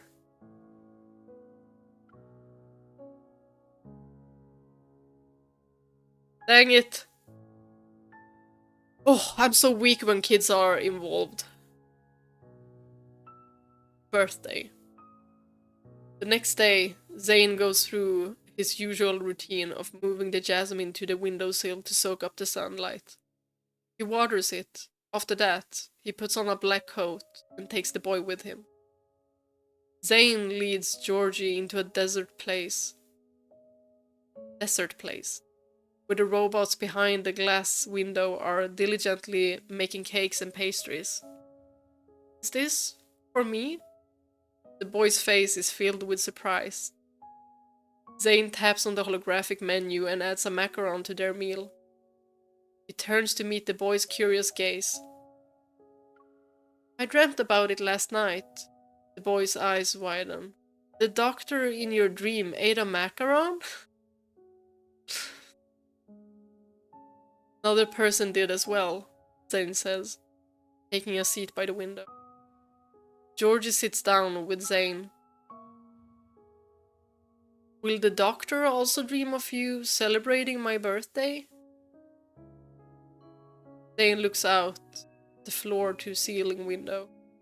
Maybe. They are the only customers here. The robots play Happy Birthday and bring out a cake with 12 candles. Georgie's face lights up with a smile for the first time. Besides my mom, you're the first person to celebrate my birthday with me. He clasps his hand together and closes his eyes. My wish is to find the person who killed Mom. When he opens his eyes, a subtle blue glow emanates under his skin.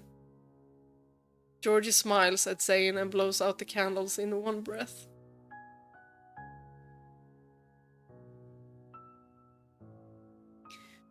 They devour the cake, and a bit of frosting accidentally lands on Georgie's face.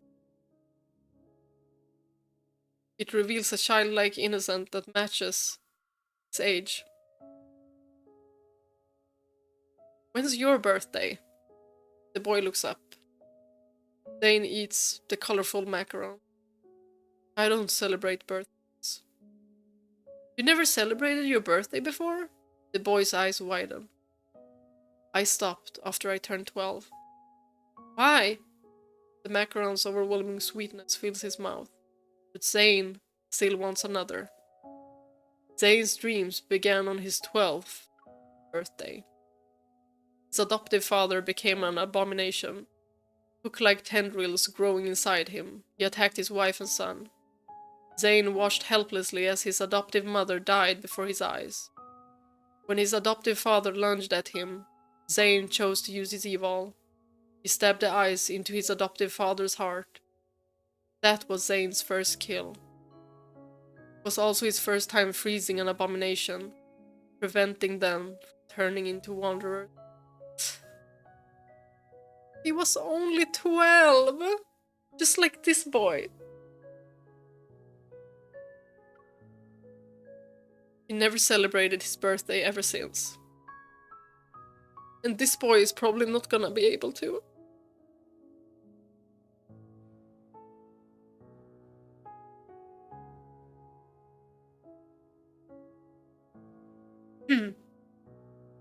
Later that night, he dreamt of himself, in a doctor's white coat, treating a girl.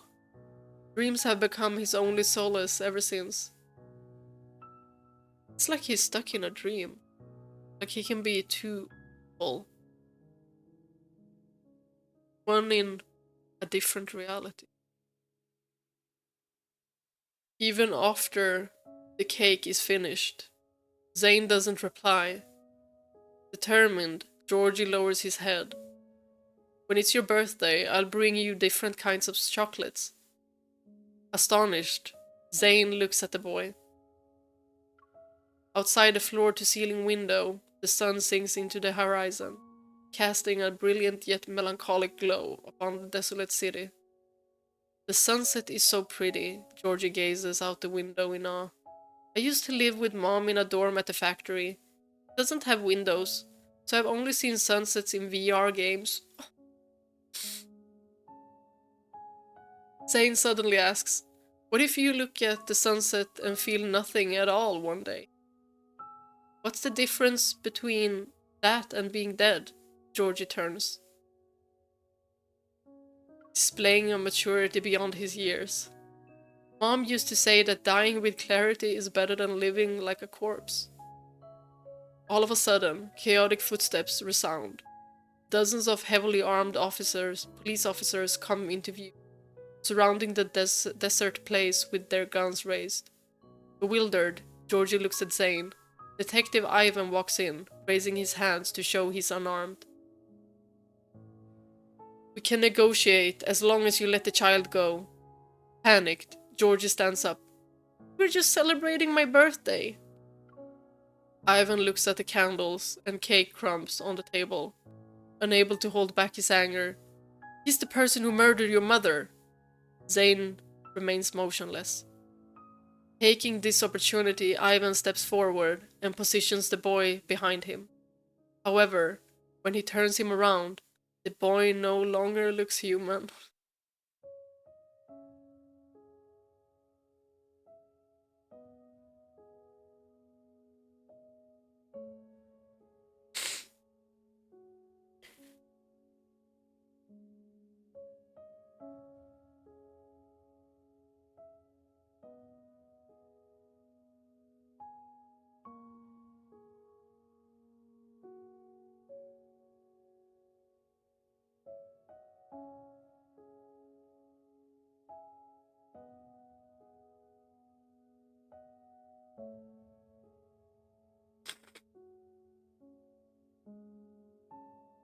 A tendril below his eye has erupted through his skin. blood, blood flowing down like crimson tears. Georgie? Ivan freezes. Tendril extends as if it has a life of its own and hooks onto his arm. While the pain shoots through Ivan's arm, the blackened ice shard in Zayne's hand has already pierced Georgie's chest.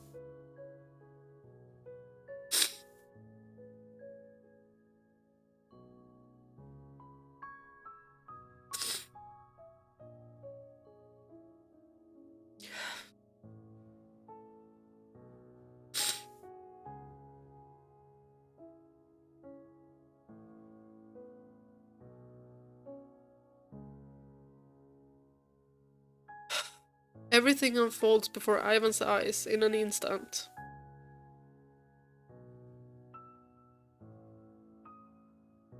Georgie lowers his head, seeing blackened eyes bloom like a flower on his chest.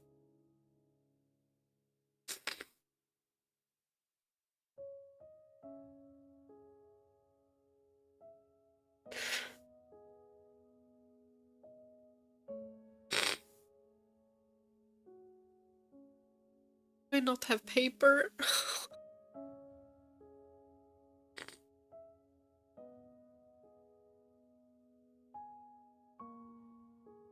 He stumbles and falls to the ground, his last sight being Zayne kneeling beside him.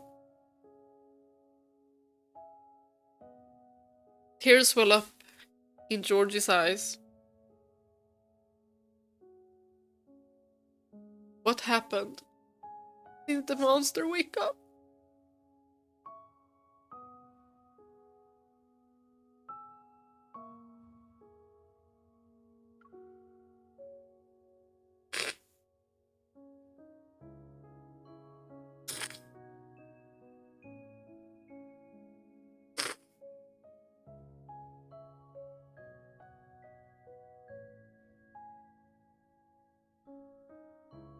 Zayne gently closes the boy's eyes. Georgie dissipates into black mist. The melody of Happy Birthday continues to echo into the desert place under the setting sun. It's a final farewell.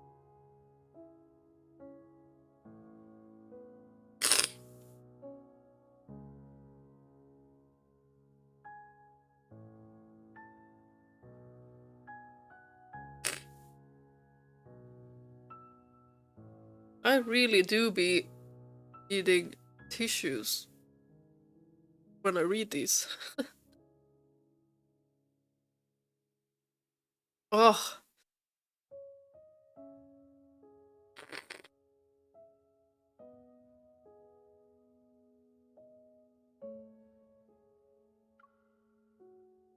Cover up. Quiet hillside. 2 tombstones stand. One big and one small. Neither has photos or names.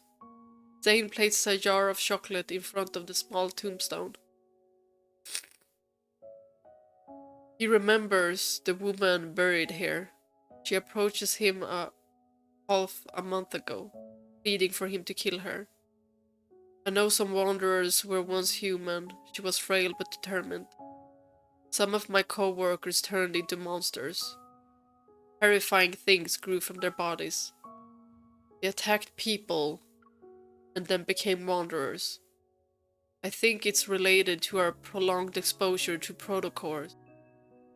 But the factory has kept this information a secret. When I tried to report it, they kicked me out. She extends her right hand, where a coin-sized bump has already formed on her knuckles. At this rate, I'll probably turn into one of them, right? When you saved me and my son, I knew you were someone who hunts monsters. I don't want to become a wanderer. I'm afraid that one day I lose control and hurt my son. It's better to die with clarity than live as a corpse. That's what she said. With tears in her eyes, the woman smiles. Please, kill me. Sounds of footsteps. Pulls Zayne out of his reminiscence as a thin, middle-aged detective approaches. He places a bouquet of flowers between the two tombstones. Gazing at the small tombstone, Ivan's heart feels an indescribable heaviness. I've always wondered, did you know from the start that the child will turn? Is that why you kept him by your side?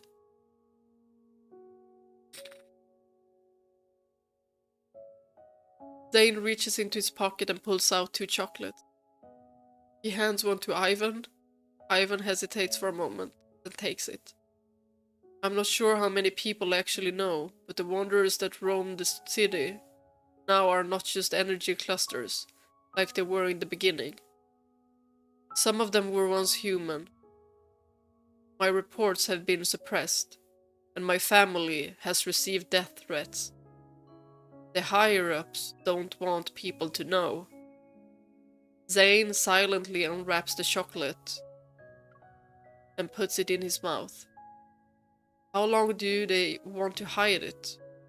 Perhaps one day this world will be overrun by wanderers. Ivan suppresses the unease in his chest, takes a bite of the chocolate.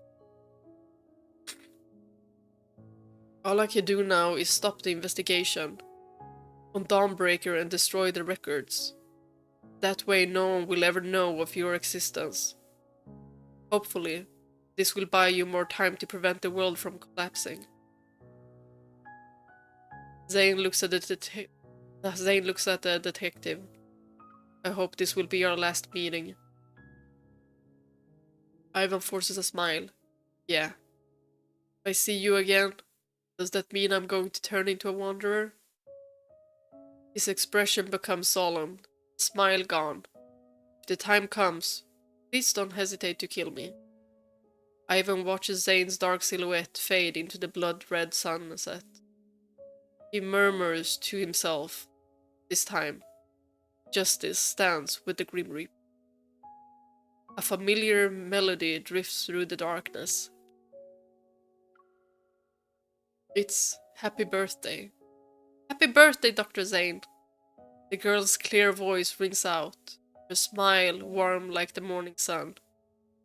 Is he dreaming? From now on, I'll always be by your side for your birthday. The girl's sincere, yet slightly shy expression makes him unable to resist the urge to caress her cheek. He lowers his head and discovers they're holding hands. He reaches out, but right before touching the girl's cheek, she suddenly looks shocked. You aren't Dr. Zayne. Who are you? Zayne abruptly wakes up. A grey wall stares back at him.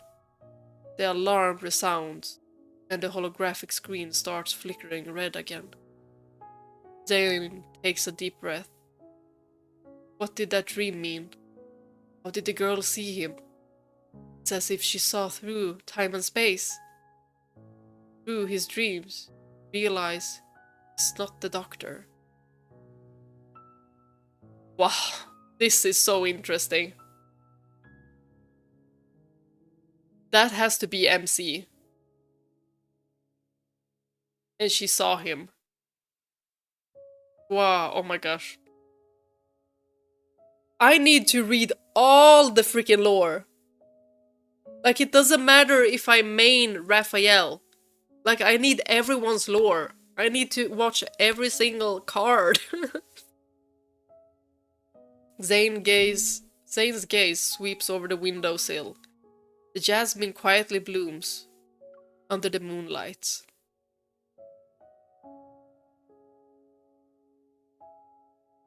Jasmine. I wonder if there's a reason for it. Oh. Oh my gosh. Whew. Well.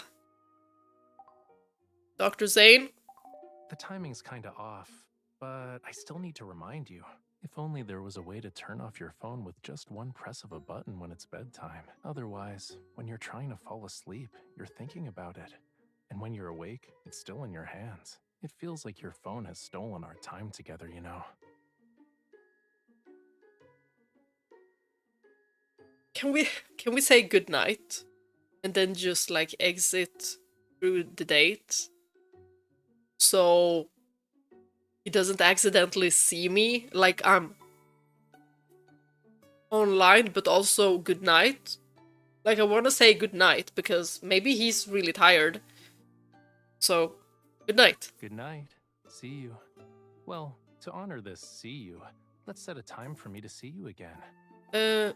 Tomorrow at let's see each other after what this?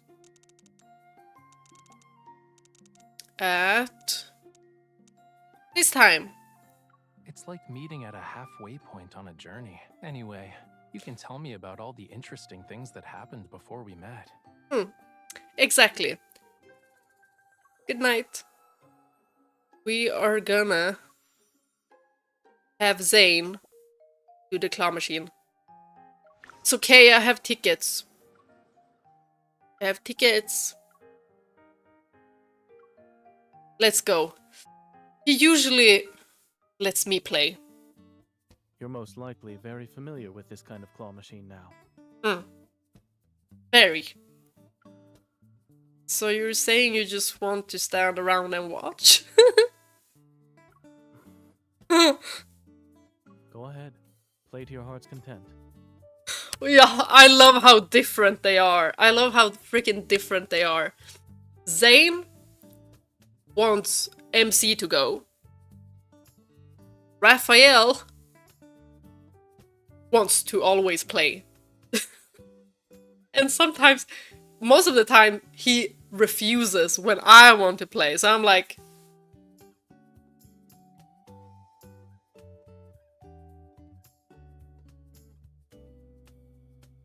But Zayne, you are such a gentleman. Let me show you the results of my extensive training. Let's do this. Let's get... Maybe let's get this one.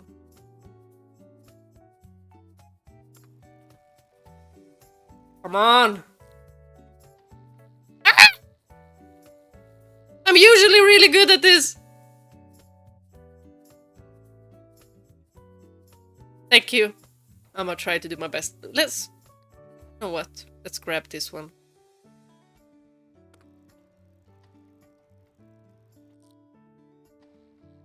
Yes! I am a master! Did you guys see that? Oh, it almost dropped. Yo, I'm a professional.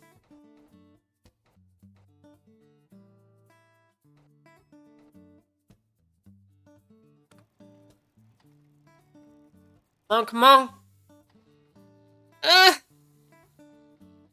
We're gonna go home together. Maybe it's even easier to get this one.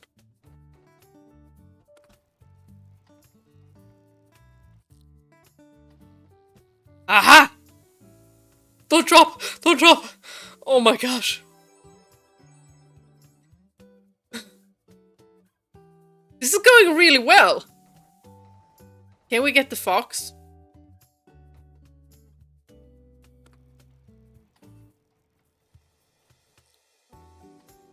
Ow!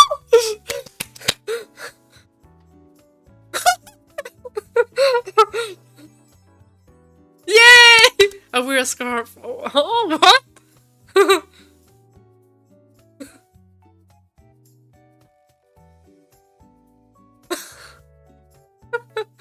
Charming. Love that. I'm not tired yet. I can go another 300 rounds. Oh! We've played long enough. The plushies also need to rest. Which one did you like? They should be taking a page out of your book then, workaholic. Even a workaholic needs a day off. Why else would I be here? He's so serious, but I love that little smile he does when his mouth corners just go up a little bit and then it goes straight. It's so cute.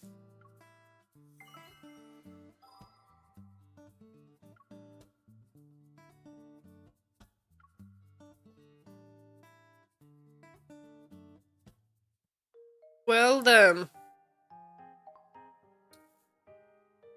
I swear he will be a gentleman in the kitty cards. I have never played kitty cards with him, so let's do that. I'm prepared this time. I didn't go with advanced. And I usually play with Raphael, and oh my goodness, does he cheat? Like, sure, in advanced, fine, you can cheat, but Mind wander is a bad habit. I'm sorry, Zayne, I'm just not finished. He cheats in normal and advanced mode. And I'm like, I saw that. Okay, okay.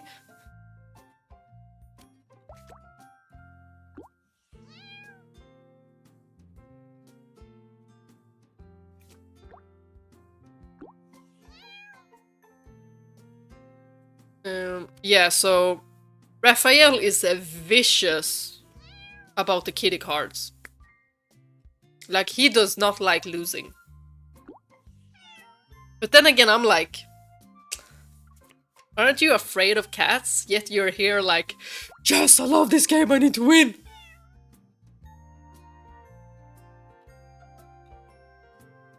Let's draw another one, just in case. What if I get a green one?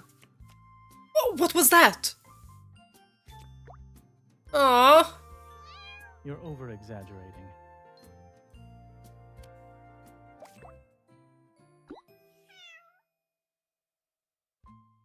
You can't win against me! Well, it's not a 7. Beg him!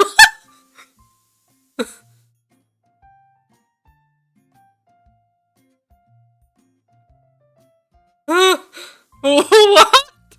We can actually make him tell us what's in his hand? Oh my gosh, he's such a gentleman. Look at him, he went so easy on me! Congratulations. We can play a few more rounds.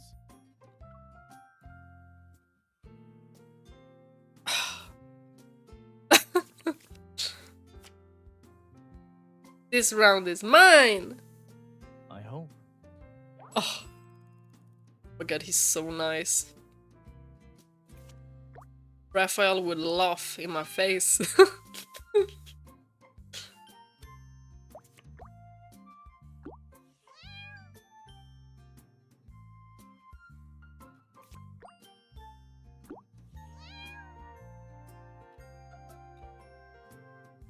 I don't want to set a... Ah, darn it. I thought it was gonna be a blue one. Somewhere between 1 and 6. Oh, beg him. This is gonna work. Take it. What? Oh no! Oh well, it doesn't matter. I didn't have that good cards anyway. Wait for me, Zayne.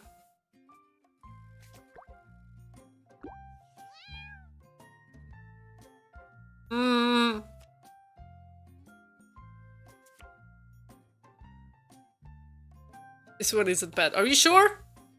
Greed can never be satiated. I cannot. He's so funny. A draw.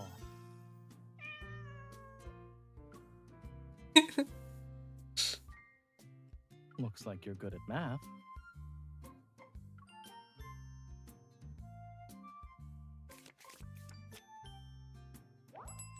This is actually quite addictive.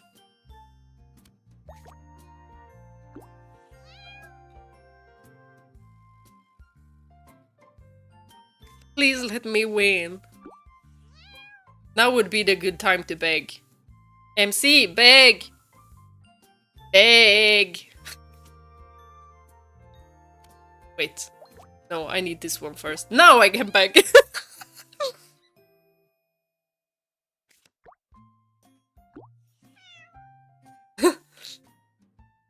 MC, beg.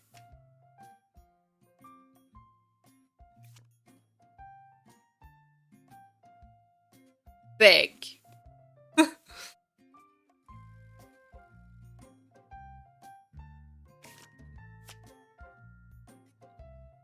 Cancel.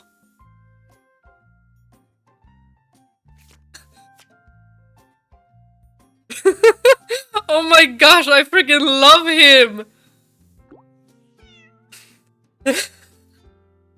The way he lets us cheat! Oh my god, he is so lovely. Oh. Now he'll have to put it there. I'm a savage.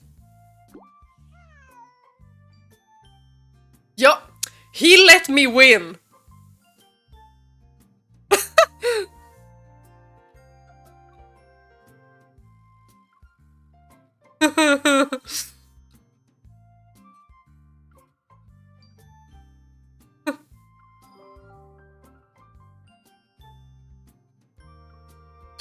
Should we do a photo shoot with Zayne? I think we should. Photo. Let's do this.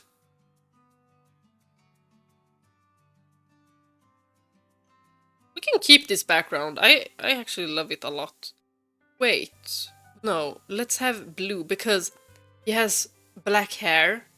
So this kind of color looks really nice against his black hair. So we're gonna do a duo also. That. And we'll have the duo with... Oh, I kind of... Let's do this. Style him.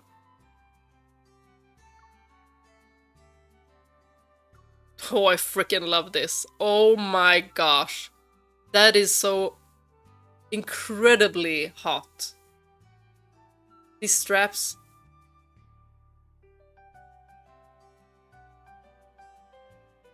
But like this? Oh! How do I acquire this? Somebody please tell me. I want this for every single one of them.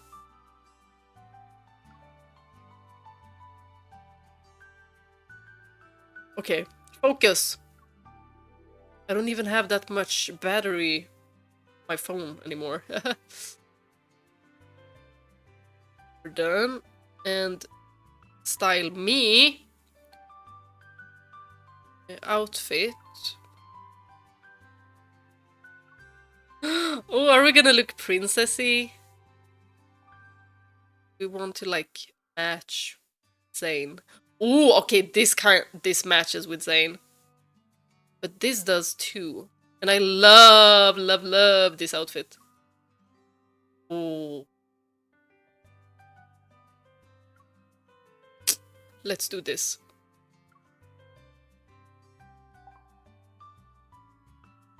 Wait, no. Another one.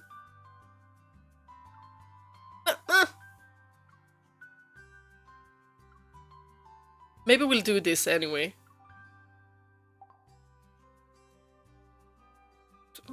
Why do I look so dressed down?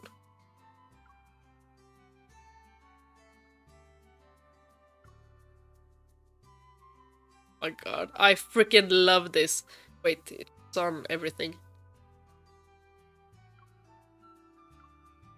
Oh my gosh! I love this so much. Of course I had to buy it. Of course. You know what?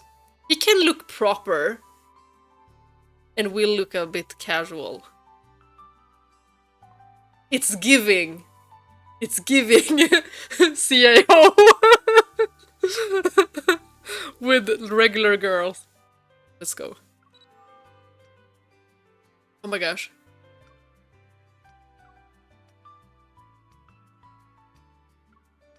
Ooh. I have to be so quick with these two. Yeah, I don't have that many with MC, but I love this pose. This one is cute as well. Let's do this one. Duo. Ooh, cute. Cute. Yes.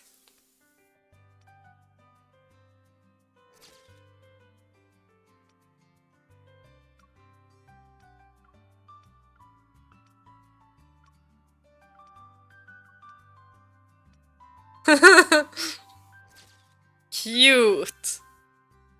Oh my goodness, these are so adorable. Let me get some stickers. She looks hella confused over there.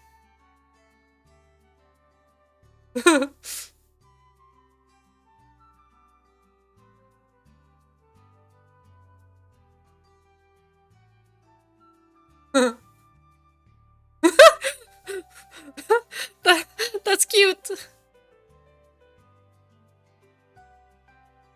Oh, pretty. Oh my gosh. Perfect.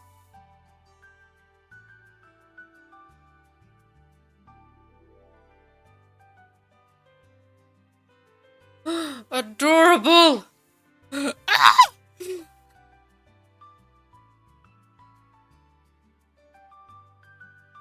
This kinda ate. Wait, you could have text?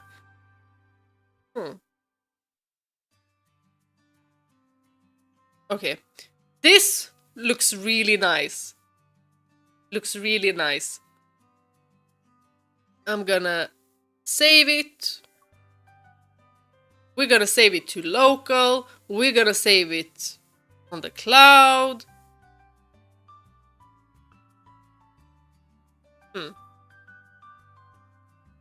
Did I do a good job?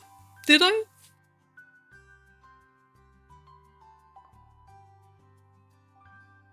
Yeah. But I did save, didn't I?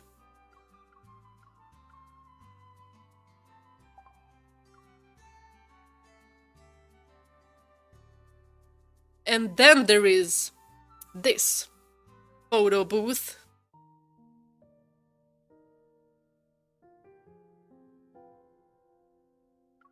I think we're gonna...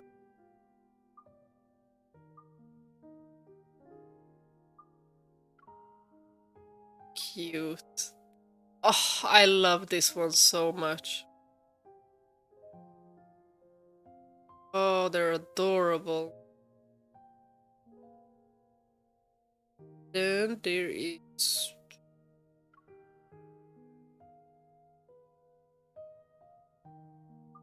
What? Oh! Yes. Duo. Wait, oh, there's the lightning.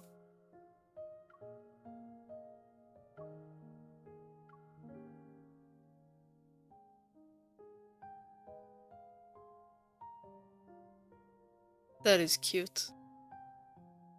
Look at this. They're adorable!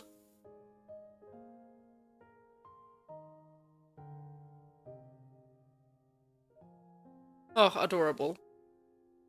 You know what? We're gonna do...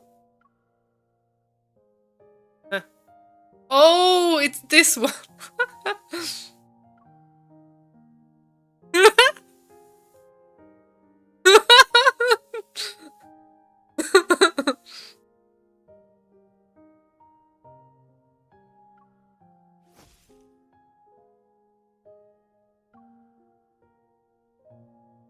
Uh-oh! Uh-oh! Uh-oh! Uh-oh.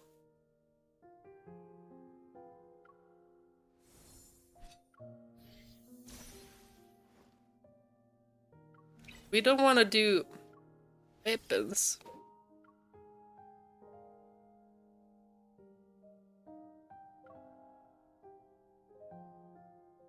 Wait.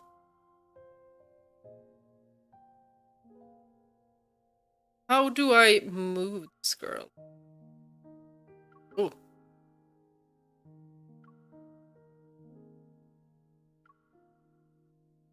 Ooh.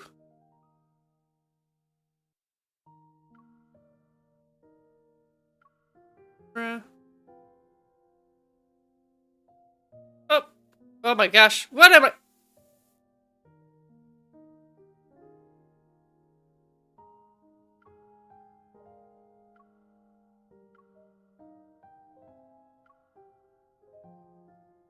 Ooh.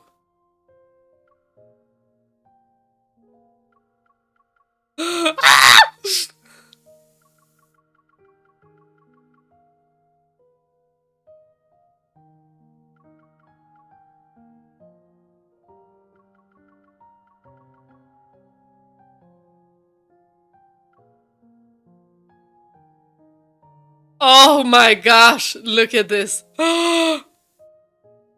Wait, she needs to look happy. Girl, you look down at your partner.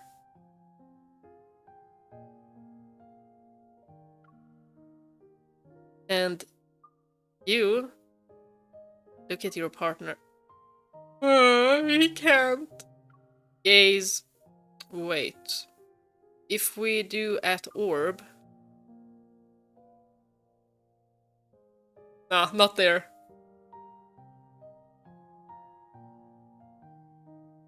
Okay, I'm assuming he can't with this. Well. Y'all, I tried. Tried my best.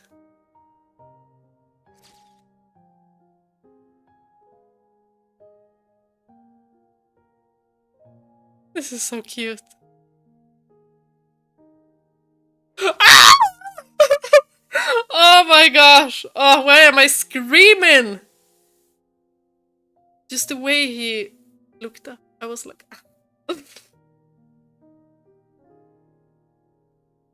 Let's try another one.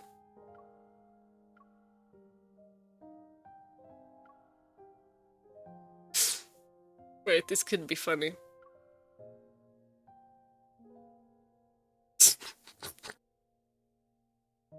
It's like, what the frick are you doing?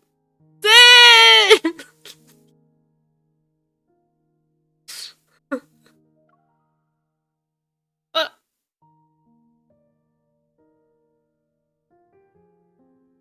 Oh, it doesn't revert back? Okay.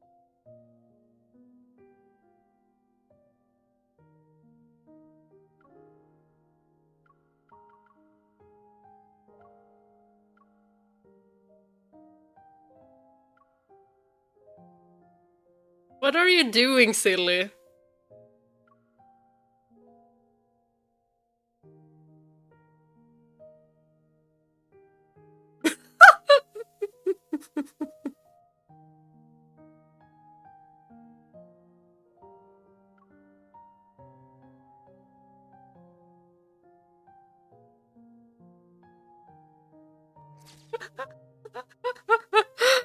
Oh my gosh. Oh, this is fun. Oh, you know what, guys? I'm gonna end it with cutie photo like this. No, why are you looking at me? I'm getting distracted, Zayne. Oh my god! Oh. Oh, look at the hand placement! Oh.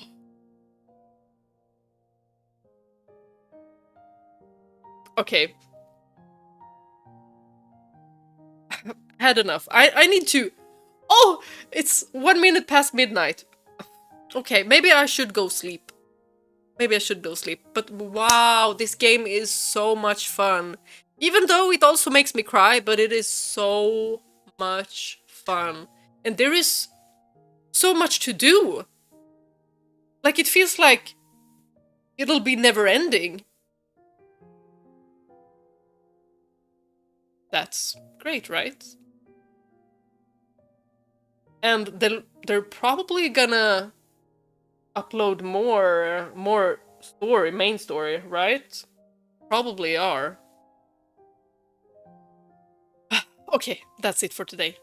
Thank you all for watching, and good morning, good night, good evening. Bye!